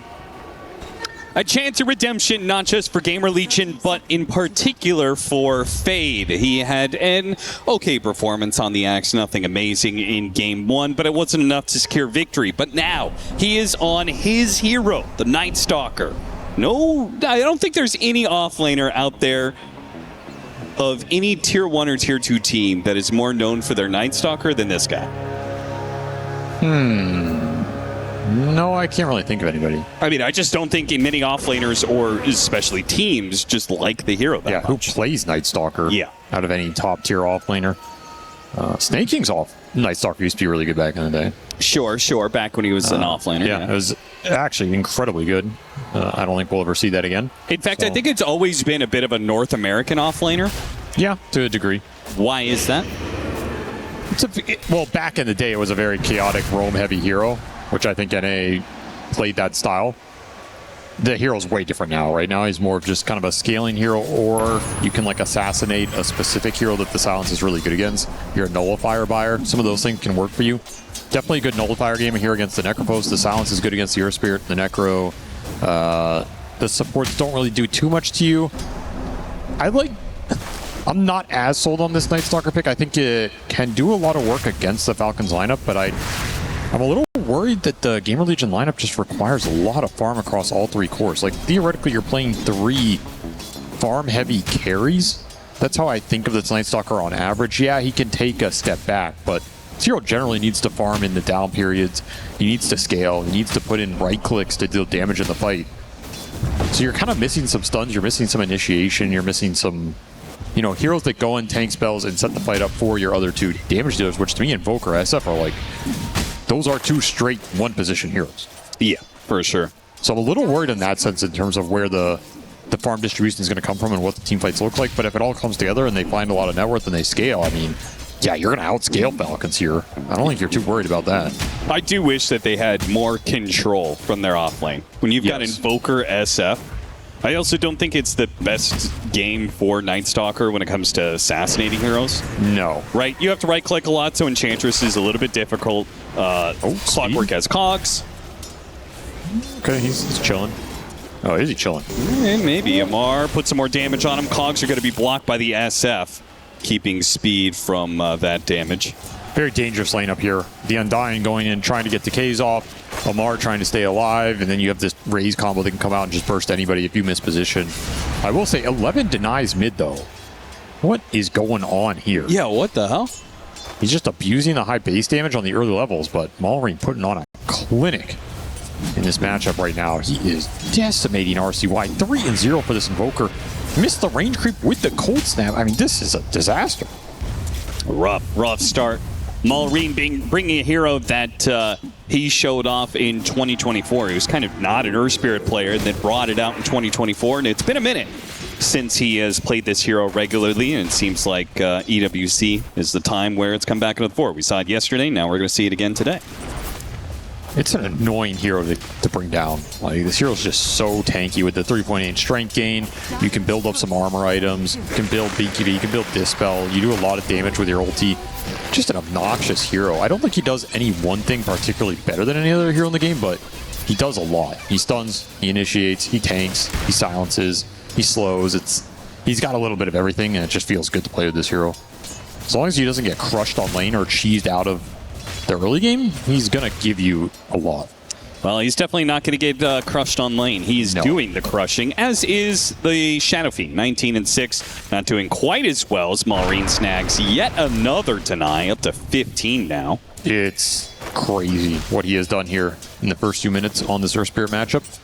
I mean, he's got more denies than 2 of the cores on GamerLegion FCS, right? So, putting in some work, for sure. Mar gets low off the raises, but he does have one Fairy Fire Lotus. Sunstrike misses. Would have killed him there. Tried to go for a sneaky kill. No luck there.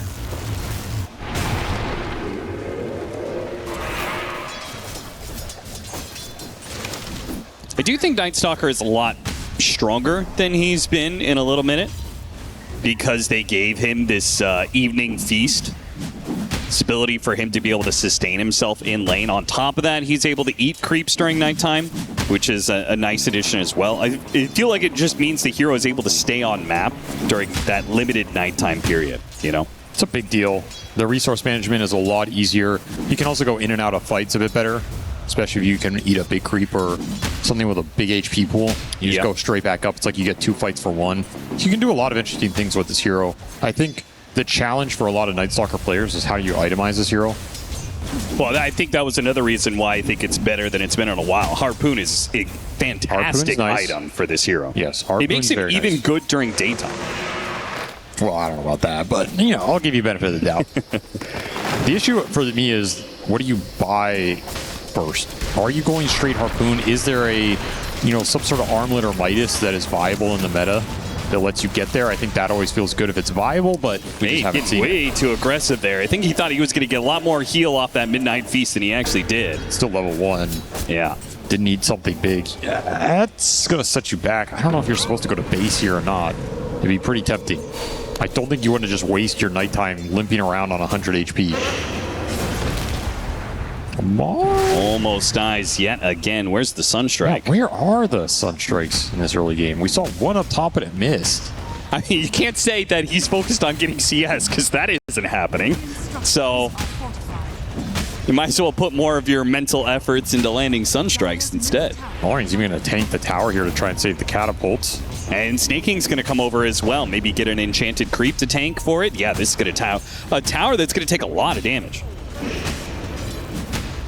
You have a tombstone to drop. You can get speed in here. Should be able to defend this. I don't think you're just diving the tower, even with the magnetize available. No points in the roll makes it a little difficult. Illusion runes? Oh. I didn't get there in time. A little late. Could have been pretty interesting, though. Solid laning phase for Falcons here. This Earth Spirit is giga fat. Just a complete demolishing in the 1v1. And it's going to set Falcons up for some nice advantage here going into the second half of this laning phase, especially with Night Stalker continuing to just limp on low resources down here. I don't know how much I like this. I feel like you should have just gone base, come back, and then maybe you can exert some pressure or look for a kill. I mean, it's probably the fact that he didn't get boots on this build up to Treads. He went the other items first, just a full stat build, so he probably feels like it's inefficient. He's getting rotated on now, so... Yeah, now it's going to be really awkward for the fight over the Wisdom Shrine. We may have both sides being stolen away. That is exactly the case, but Malrine gets the first blood by finishing off that Night Stalker kill. At least you don't lose both shrines there with how strong this Earth Spirit is. There's a little silver lining for GamerLegion, but it's a very small silver lining. Oh, but if Malrine gets the kill on Ghost, they drop the Tombstone. He didn't quite get close enough, and now he's going to take a couple of races in the Sunstrike, finished him off. So no follow-up magnetize. Ghost should be fine. Okay. What a big turn. Big turnaround. That's a huge hero to take off the map, a big spell to take off the map with that magnetize beat down. Now he has to basically walk out from base, or roll out from base a little bit. Nice little gift to Ghost, wrapped with a bow on it. No Reaper for Amar as he's too low level. Trying to get aggressive on Skeeter again, but he's hit his level 6, so he's a lot tankier. Sunstrike will make him a bit squishier. Can they finish this kill? No. Not yet, anyway. Some of the Sunstrike pressure, and this is exactly what you want. One, for RCY to recover. He needs some extra gold injection here. But two, it helps some of these... Night Stalker isn't the highest damage hero. You have a Sunstrike on top, suddenly some of these kills are a lot more feasible. Yeah. Especially when you're going a max crippling fear build instead of the max void build. So your damage is... even lower. Even lower, it has to be, right? Your farming speed's faster, your disable's a little better, but your single target DPS is considerably worse.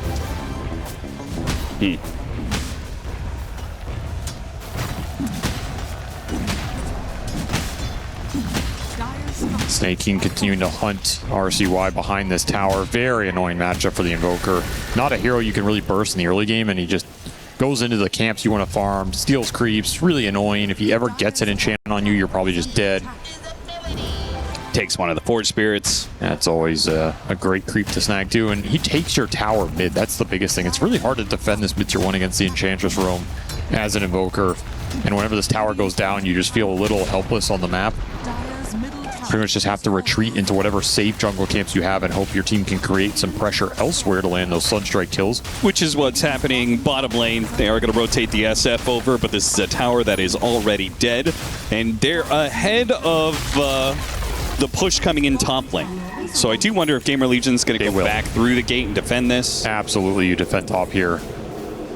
You have Sunstrike, you still have nighttime to play with for another, 20 seconds if you can get on top of Amar and just silence him. And real chance he dies. This is an opportunity maybe to get Amar, but it's hard to get in there against the clockwork cogs. I think that's the biggest issue. You also just don't have many stuns to play with this game, so you really need to be careful about how you choose to initiate skirmishes and not give Malrine very easy counterplay. You start chasing heroes down, Earth Spirit just rolls into you, you're going to have a bad time. Yeah, back to daytime, so not the craziest first nighttime we've seen, but you got a kill, you got a tower. The net worth is looking okay. And of course, you have Dark Ascension. If you're not dead on the map right now, they're going to smoke up Fade and go back through the gate again. Don't know about this one, though, because you're looking for who down here? Tiny with 2,000 HP? Yeah, it's pretty rough to kill to get. That's a really rough kill. And now Speed is probably just going to get blitzed under tower here. As he's going to get off the tombstone at least, but this is going to be a Reaper side kill.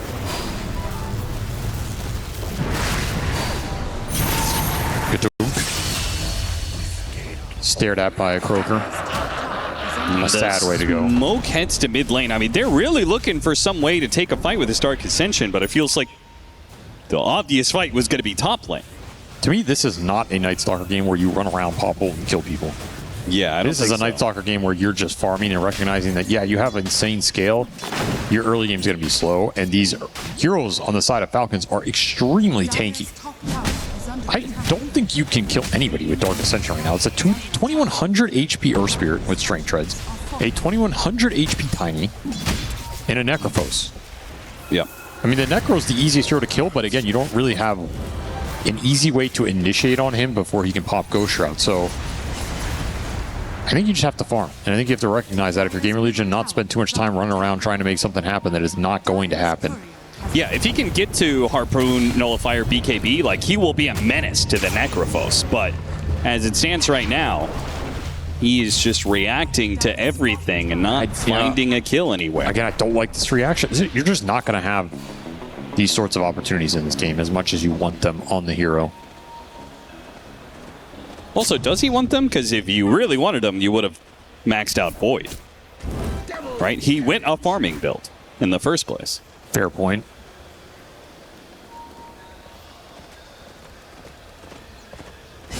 Well, it's Falcons, so you know Falcons probably going to be out farming you. It's going to be a rough spot to be in. And I think that's one of the hallmarks that makes this team very consistent across all patches. They don't force bad moves. No, no. Very similar to One Dub in terms of how 33 likes to play Dota. Like, again, this is the same core Tundra team from that TI win. What was it, 3 or 4 years ago? Ooh, Glyph going to be used, and Fade has to pop the Dark Ascension just to get away. Maybe turns back to Amar. After all, he still has the damn damage. That is something that they did not put in the calculations there, Falcons. Almost lost their Necrophos and may still. It's going to chase after him a bit more, but he's gone. If he had instant turn there, he might have been able to make something happen. I think so, yeah. Well, spooky gank there for Falcons, but they get the Dark Ascension. No harm done. Radiant's middle tower. Continuing to farm up the map, and I mean, you got to remember, this is a snaking Enchantress. This game's going to look a lot different as we progress deeper and deeper compared to that game 1 where they had 2 supports, neither of which pushed waves. This is the best lane manipulation support in Dota 2, and snaking abuses it super well, so he will get that. Like, he will easily overtake Night Stalker in this game if you continue to look for plays that bust, and he's just farming up waves. Yeah, and you've got the exact opposite on GamerLegion's side. Undying Dark Willow. Right. Not good heroes for farming neutrals and getting fat. You can stack Ancients and kill them with Tombstone. Yeah. I mean, if you're spending half of your time as Undying on this part of the map, that probably doesn't feel great. Here's where I go back to the draft from GamerLegion. It's really scale heavy. It's very farm heavy. This early game is going to be awkward. That's just, you have no low cooldown initiation tool, right? You have no playmakers across your cores, especially during the daytime. So you have to recognize that. You gotta play a little chill, a little patient. Make sure you're stacking. Make sure you're farming. Keep the efficiency up. And you can force Falcons into a position where maybe they feel pressure to run into you, and that's how you get a good fight in this game. Right. You're not going to get a good fight chasing them on their side of the map. You can get a good fight by forcing them, oh, we got to go kill these guys farming some mega ancient stack on triangle. Let's roll in there. And then all of a sudden you drop that tombstone, you drop the flesh golem. That fight's good. You don't need stuns if they're rolling into you. This is the type of pressure I would like to see GamerLegion create in this game. And I don't think they've been super focused on it. They've done it a little bit. It does also mean you have to have the correct map read because while you're split up in farming, Falcons might come and hunt you down. They do get the pick off on Bignum here. Much better than catching the SF, though. This pick off is not that big of a deal, but it's just one more thing. Falcons is up now 5K at 15. A decent lead here. They can translate it into some more map controls. Lead can definitely grow. Time to start pushing some waves with that decay. You gotta get some map pressure somewhere. Maybe it's unrealistic, but I feel like all that running around from Night Stalker, this second nighttime, you wanted to have maxed out abilities. You wanted to have maxed out Silence, maxed out Void. And he does not have that due to kind of running around, still only level 9. He's going drums into BKB. He'll be okay once he gets there. This build up slow. That's a very early game focused build up, I feel. You got to find something in this nighttime, right? Yeah. I feel like if you go 20 minutes with 0-1-1 as Night Stalker, there was probably a better pick. Fade does not get hit by the hook shot there, but the toss forward, the Silence, can he get the Reaper sight? He does. Amar it's a locks him down. A big kill during nighttime. They also farmed the Tombstone as well. Nice addition, Maureen. Wow, that was a lot of damage. Kills Bignum. Don't need high points and roll when you have a haste rune. Suddenly the map's shrinking for GamerLegion. Unable to get this bottom lane out. Nobody's really been able to push top against some of the Enchantress creeps and whatever. They do find snaking. There was a little bit of a trade there. They do. Night Stalker picked up the shard. So more farming focus on these heroes, but still being out-farmed. You got to get some sort of fight going for Fade. He needs the skirmish to happen. He needs to live through that skirmish, and you got to find at least one big core kill, especially with Reaper on cooldown. They're looking to kill him again, but this is a really good setup here. Bignum focusing down this Earth Spirit. They managed to get the AoE stun onto the Necrophos as well. It's an easy double. That is exactly what you wanted to see if you're GamerLegion. Some core kills that gives Fade the experience. Now he's got maxed out Void. Now he can chase down more. He's got the Tiny in his midst. This is a kill they could get thanks to the Invoker's damage. The Void snap, and here comes Speed. Speed will make it a lot easier to slow him down. Hook shot, toss him over. They're all on top of each other here. And even Ghost showing up to the fight, trying to finish out Skeeter. He spots him underneath the tier 2 and finishes him off. Beautiful stuff. GamerLegion striking off of a botched game from Falcons. Not recognizing again. That, I think, is the best fight GamerLegion can get in this game, is that Falcons run into them under a tower. You called it. You pointed it out That's what you wanted. It's what you wanted this whole time. And I think GamerLegion could have played for it even more, right? They could have just mass stacked and forced Falcons into a pressure position like that sooner, because when they run into you, this lineup functions amazingly well. You're going to drop Bramble, you're going to drop Terrorize, you're going to drop Tombstone, Flesh Golem. Night Stalker is going to be able to lock someone in all of this gunk with a long duration silence. Maybe he's not doing the most damage, but you have a lot of damage in this lineup if you can just lock some heroes in place. Right. Now, great fight for them. It was a 5K lead down to 2. SF's top of the board now. And great that Ghost was able to join that, committed to the chase down. Getting that tiny kill feels really nice. Hard hero to bring down, but you delayed the Shadow Blade. His map pressure is going to get mitigated a little bit here. And it doesn't take too many of those fights to be in a very solid position here as GamerLegion. Again, you have so much scale in this lineup. You're going to feel good going late. Ghost the first to break that 10K marker, has 220 CS on top of joining that fight bottom lane. He's done very well for himself. Untouched. Unsurprising, right? I mean, Ghost, when he was playing for Enigma Galaxy, felt like he was just a rock. Never really saw him had very many bad games. He was just always very consistent. And he's brought that to GamerLegion. Well, they had bad games. But Enigma Galaxy had bad games. He did not have we bad won't put it in. We won't put it on anybody individually. There's the BKB from Maureen. That changes things quite significantly. No longer has to deal with this Night Stalker silence as much. And can just make the full commitment to killing the Shadow Fiend or the Invoker when he spots him. Very powerful item in this game. Pretty much nothing GamerLegion can do to it other than the SF with Alacrity just starts swinging, which it is a real threat. He's hitting quite hard this early in the game. You don't have any armor up yet, but otherwise you're working the fight for sure. This game looks a lot better for GamerLegion than it did 5 minutes ago, though. Yeah. trying to find a little extra pick-off with the Sunstrike. Should be pretty easy here. Night Stalker feasting. And Fade could get to BKB during this next round of daytime. And they'll be pretty online for the mid-game at least. I'll also say I like their scale, so. I like the vision aspect of Night Stalker for him this game because I think that was a massive issue in game 1. Yeah. It's easy for us from an observer perspective. Oh, Amar? Amar's in pretty deep here. They have so much chase that there's no way out. Very greedy spot to farm in. Yeah, why was he there? This is normally a spot we see him push if he's like Timbersaw or something. He's like, even if you bring 4 heroes, you're not killing me. Necro is not going to be tanky in this game. You need BKB for sure at some point. You need a Dispel. You probably need Force Staff or Hurricane Pike to get out of the silence. Like, you need something to deal with the multiple disables. Invoker dunks on your hero. SF kind of dunks on your hero. Night Stalker kind of dunks on your hero.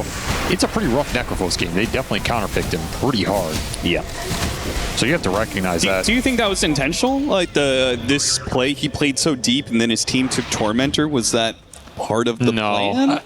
Not really. I don't think we normally see ATF sacrifice himself almost ever. I think it's just Falcons making the most out of a bad situation. Also, you got to abuse Night Stalker's downtime. I feel like anytime he is in the daytime without ult, or even if he has it but he's in a bad place on the map, you need to be taking more gold or at least objectives out of GamerLegion's hands. Sure. Which is why you got to be so careful using this Dark Ascension against a team like Falcons. I mean, he pops another one of those and they don't find anything for it. Maybe it's, you know, Roshan or bad daytime team fight. Shadowblade is a pickup for the SF, and this is really well timed because this Earth Spirit is looking for him with the BKB, but he doesn't have any detection. Same goes with going after RCY. If he can get off the Ghost Walk before the silence, they run into Bignum again. Bignum is doing a great job of intercepting ganks. We'll put it that way. It's a value one to intercept because it's your downtime for the Night Stalker. So sacrificing a support right now is totally fine. They might even get Amar again. Like deja vu. He is just playing so this far top up. lane, and Ghost is looking to get a point blank correct. Oh, wait! What? Tornado misses from RCY. That was supposed to set up the Requiem. That's a guaranteed kill. Yeah. You are not supposed to live there as this Necrophos with 1,300 HP. Ghost Shroud getting dispelled. He is lucky to escape Mercy, was shown. Still, GamerLegion are chilling in this game right now. Like, they're not under pressure to force any bad moves. You're just waiting for your nighttime, waiting for Night Stalker BKB, which he will have for the next darkness here. A different situation than game 1, right? Yeah, they may have had the Drow Ranger, but it did not feel like the late game was guaranteed to go their way, and you saw that play out. This one feels way more favored. Yeah, I mean, nothing's guaranteed, but it's as good as you get. You have a Tricore that's going to scale like a Mack truck here. Like, you have a Alacrity Shadow Fiend, late game Invoker, and a Night Stalker as your offlaner. If you can't scale with that, I don't know what you're supposed to be scaling with. Yeah. I could see them run into issues getting kited in later game fights. There's a bunch of Force Staves and some tanky boys on Falcons that can live through an initial burst, and you reset the fight. There is displacement on the side of Falcons as well, right? You have Hookshot Cog, Bounce Back, you have Kickback from the Earth Spirit, potential Ags later, you have Tiny Toss. Falcons are very good at abusing these displacement spells. Going back to that Tundra TI run. Yeah. They abuse the hell out of Tiny. So they know how to skirt the edge of a fight, toss somebody in, and kind of ruin your position that way. Speed's going to get picked off here. Another Reaper side kill for Amar. He'll hold Unless he doesn't want to use it. I think you definitely hold it now. The charge is just not... It gives you, what, 1 regen or something? Like, congratulations, right? Yeah, it's not amazing. I guess my thought being, are you going to have a fight in the next minute while it's daytime? But what is the point of using it, I guess? What do you gain out of Reapering him there? You're gaining a Reaper sight stack that gives you an extra HP and mana regen? It builds up. A little, but this hero runs around with full mana HP anyway. Yeah, I guess so.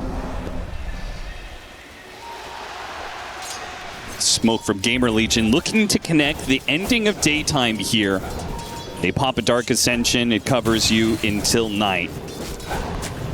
It's a good time to take a fight. Solid position right now in the Night Stalker if he can find a target.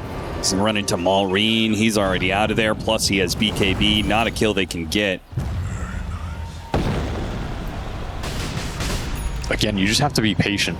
You can't force bad goes just because you want to get a go. If the opportunity's not there, if Falcons play it safe, then you keep farming. You have an Invoker who can play the map. That is what he does best. Well, Maureen's going to run into them. Will be forced into the BKB usage. Very early.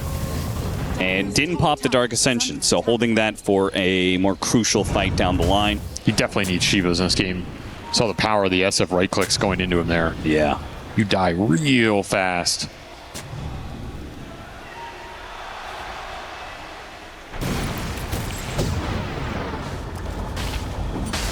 I think you just force Roche here. Your GamerLegion. Yeah. You have an Undying Dark Ruler around the pit. There's only one BKB on the side of Falcons. Very hard for the other two cores to fight into that nonsense. You have Invoker, you have SF who can just sit in there and do it with alacrity. Super fast. This is absolutely the right call. And now you're daring Falcons to contest a nighttime Night Stalker on the front line without the tiny BKB. They're a little ahead of his. I mean, the Burst Spirit one's on cooldown. So frankly I feel like this is an impossible fight. It is. Falcons should not even try to take this. And they won't take it. Good read. Still 5 minutes Aegis for Ghost. Going to be quite juicy here. Finds a little Arcane Rune as well. Yeah, kill that Ursa. So 69. What can you do with this Aegis? They are tier 2s. So strong right now. Yeah, like, do you just plan to take out the rest of the tier 2s, take as much map control as you can before daytime comes back in? Or aggressively look for the fight, which Falcons are kind of giving it to him right here. Yeah, they really are. Diving into this tier 2 area. Crit's going to get broken here and killed. I am very surprised Falcons were looking for something that aggressive near a GamerLegion tier 2. Like, how was that fight going to go well for you, you know? My mind's I'm in dodge mode right now. Maybe if you find some pickoff with the Shadowblade Tiny Reaper, that could be interesting. Yeah, this would have been a sick one. Get on top of Fade, burst him down with the Reaper Scythe, and they may still have an opportunity to do so from the trees. They hit the Avalanche, and he got off the BKB before the Reaper Scythe. Nice, fine. That's value, though. Get the BKB out of him. Mars, he's really going for him. He's actually going to get him? I mean, he's going in so deep here. Can nobody from GamerLegion punish this? Oh my god, he got it. What is that call? Like, why is there nobody bailing that move out? They were pod committed, I guess, to this push in top lane. I mean, Falcons very obviously know what is going on here. That's wild. That worked out well. Even though it's 4 versus 5, I guess they have the Aegis. GamerLegion are going to keep it going here. This is dangerous, man.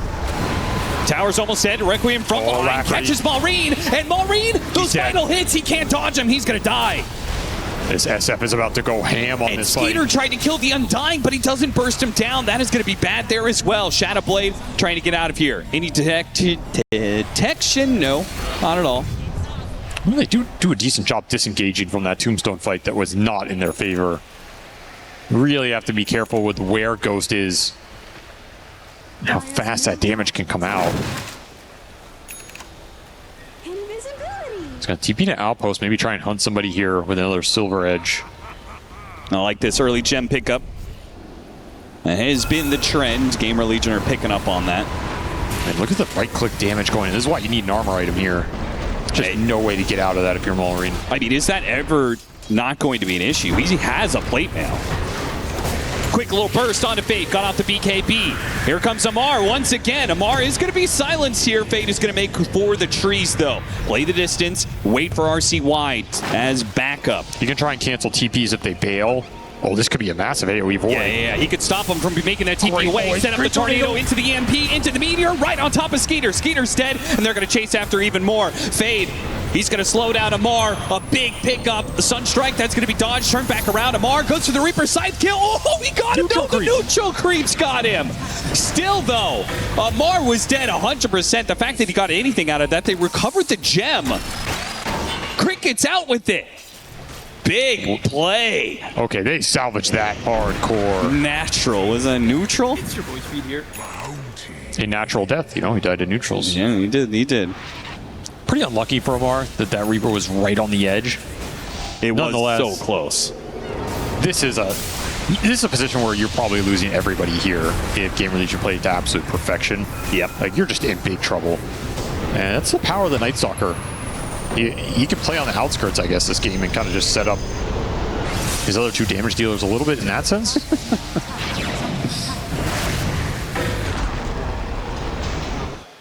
Big move by Crit getting that gem back. And so as a result, the net worth favoring Falcons. And this means GamerLegion is going to be playing without detection for a little while. And they could buy sentries and dust and stuff, but Maureen pick off on the mid lane on Bignum. Yet again, Bignum will be the victim of one of these cores. Let's see if he dies to the physical damage. BKB doesn't roll far, goes to the TP out. Let's see that Alacrity hitting him, but he's got completed Shivas now. A lot tankier. A lot tankier than he was before. They fight RCY.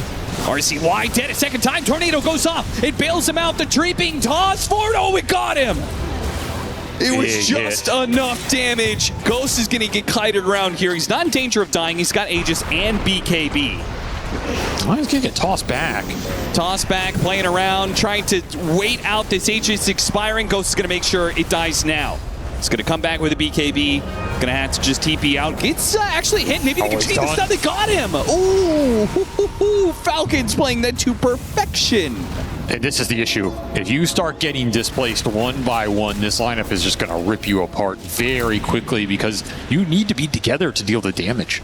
Like, you're going to get kited by 4-staffs. You're going to get kited by some of the sustain.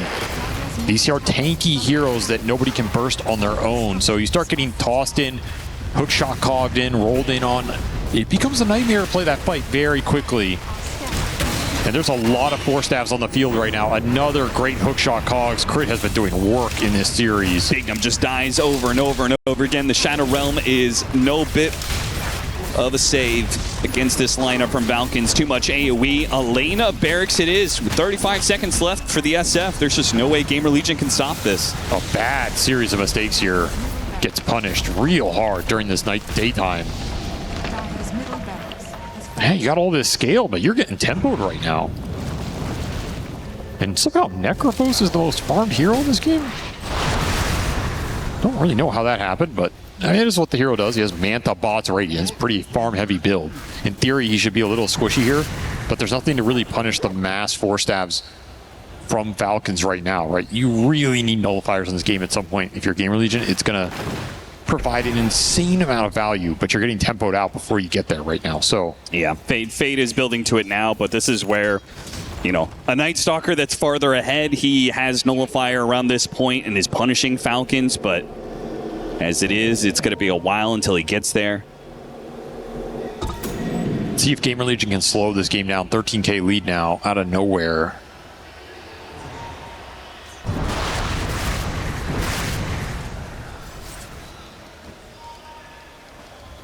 RCY almost done with his Octarine, and the supports on GamerLegion are going to be so poor. Somehow Crit has maintained more farm than Snake King on the Enchantress this entire game. Very weird. I don't really know where it's all coming from.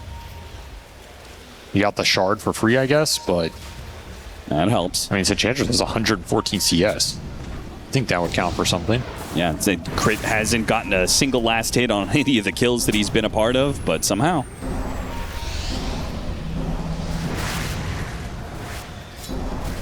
Mounting up for a fight. All 10 heroes in this bottom lane. Both sides setting up some wards, setting up some vision. I don't think you could fight without Nullifier right now. You're just going to get kited. And then at some point, somebody gets tossed in or kicked in. And there's no way you can help them. There's going to be an Earth Spirit Axe very soon here, too.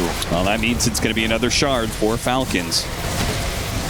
Again, they're just grinding out these small openings, so good at finding the opportunities and capitalizing on them. That's the difference. It's one thing to find opportunities, it's another to punish the enemy team as hard as they do. And now you've got another bit of mobility with the Sproink for free on the Enchantress. All right. Aghanim Scepter, Earth Spirit, even more repositioning. That's a brutal spell for GamerLegion to deal with this early in the game. If you're in late game with more defensive items, sure, but he just rolls in, stones one of these cores, kicks him in. I feel like the fight is kind of done. What are you doing at that point?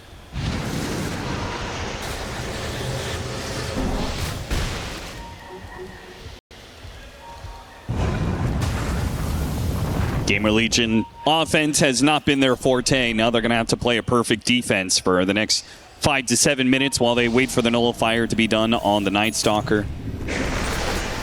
Playing on this high ground area. Snaking, charges up there. Four staffs get him away. Here comes the rolling with the Shivas, trying to pull up this Enchantress. Do manage to do so. The BKB activated from Ghost. Starts playing into Malrine. And Malrine in some trouble, but he activates his Aghanim Scepter and managed to get away. The Magnetize is built up, and GamerLegion, without their BKBs, want to reset. Fade actually dies to the Magnetize. It lasted just long enough. I think he died on the final tick. That lasted so long. What? Ah, damn. Yeah, I mean, he's got the level 20 talent. Yeah, he does have the extra duration. It makes a big difference. Just dies to one spell. Very cool. Oh, Malrine almost, almost thrown. Yeah, how did that? Interesting. Gets a little mini stun. They're going to try and go back into it, but they're already one step ahead. Falcons have already jumped GamerLegion before they even realized that they're on top of them. They smoked into this, but 2 supports die instantly. Just one step ahead. Maybe you get a rebuttal. Yeah, that's a nice little pick off for RCY. 840 gold for a clockwork kill. That's not a good sign.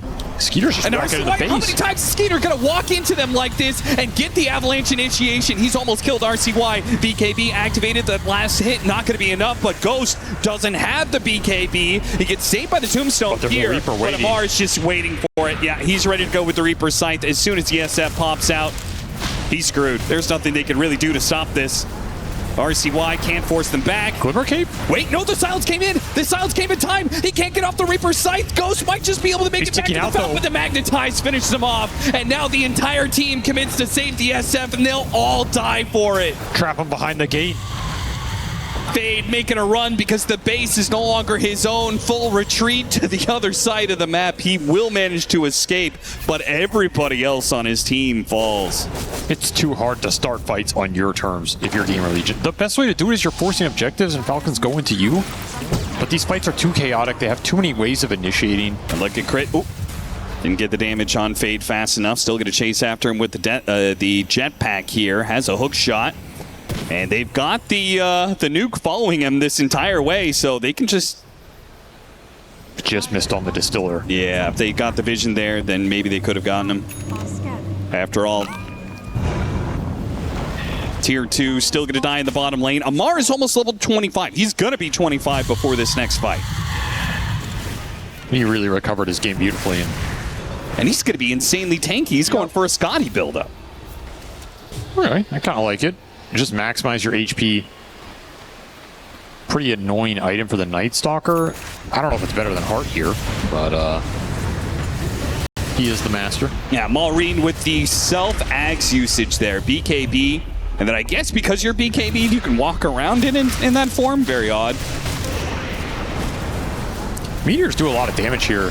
And you do bail Ghost out initially, but man, this Magnetized connection on the backside, so much damage. Yeah, they just do not have anything. If they can actually kill Necrophos there on the silence, it'd be great, but sadly, they just didn't have any damage left. Still waiting on that nullifier. Fade, level 20, and needs the Splint Mail, another 400 for that. I can't believe he doesn't have it. It's been delayed so much this game. Yep.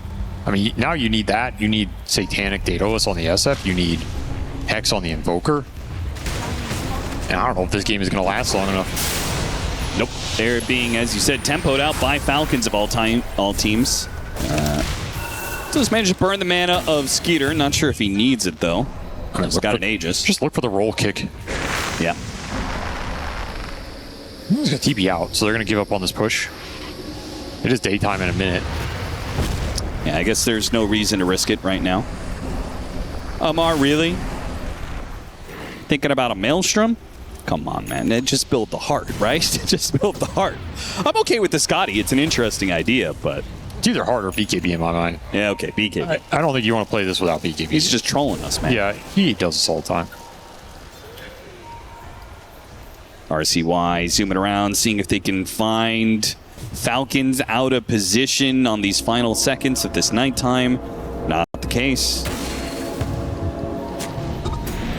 Get the outpost back, try and take their triangle, but I mean, Falcons are just going to take it right back as soon as it's daytime or even sooner. holding the one high ground ward they have. If Falcons run into this, could work out for GamerLegion. Depending on what Fade can connect on with this nullifier. But Ghost does not have Daedalus completed yet, doesn't have level 25. I mean, who do you kill with this nullifier? With the BKB Yeah, on Amar? it's tough. It's tough now. There's nobody that dies, or at least none of the cores. They all have BKB. They're all super tanky. Skeeter just walking in again. Yeah, he just goes in. And look at Skeeter just getting an avalanche initiation. Too free. Yeah. Way too free. Yeah. RCY is going to desperately push in the mid lane, try and draw the attention of Falcons elsewhere, but it's another lane of barracks to be claimed. And Falcons can probably go for full-out megas in this 5-minute window. Still a tier 2 top, but Amar's going to TP up there, push the wave in. GamerLegion got to find something right now. It's going to get sandwiched. Tornado into a quick kill there. Maureen unable to save him, but maybe they can get the kill on Fade. Got the magnetize on him, and they can keep that going. Fade, he's going to tick out unless he can find something to eat. He's got no creeps to eat. Tries to hide off the map. Does hide the gem being lost there. So maybe they can recover that much. Wave was secured, though. Nobody was able to creep cut it. Invoker's only going to push this so much. Yeah, if you're Falcons, you're not worried about whatever damage the Invoker's going to do mid. You can end the game right here. This is a fatal push right now, and you still have 2 minutes on this Aegis. Magnetize is still going, by the way, because he has the self-magnetize talent. Right, yeah. He is running a little bit low on boulders, but this is almost infinite. With Octarine, I believe it is just about infinite. They're going to go for him. Scythe of Ice. They managed to get the Hex and the Nullifier placed onto him. Maureen's in some trouble, and he will finally die. They got him. Ghost is in trouble, though. Skeeter puts a hefty amount of damage on him. Now looks at RCY. Tossed up in the air by the Tornado. Skeeter doesn't have the mana for BKB. He's got Aegis anyway, so it doesn't matter if he dies for now. Amar going in deep. Looking at both the supports here, has the Reaper's Sight. The Tombstone's going to be forced here, so there goes that save. Clockwork gets a 4-staff save. The Cog zoning back some of these heroes. Speed. Finally, the Reaper's Sight is going to be dropped. Amar now using that extra bit of reach-in to push back RCY and Ghost. Hit him with the Tornado. EMP. They can actually focus down Maureen a second time here, but he got the self-boulder and a kick out. Megas is claimed at 42 minutes.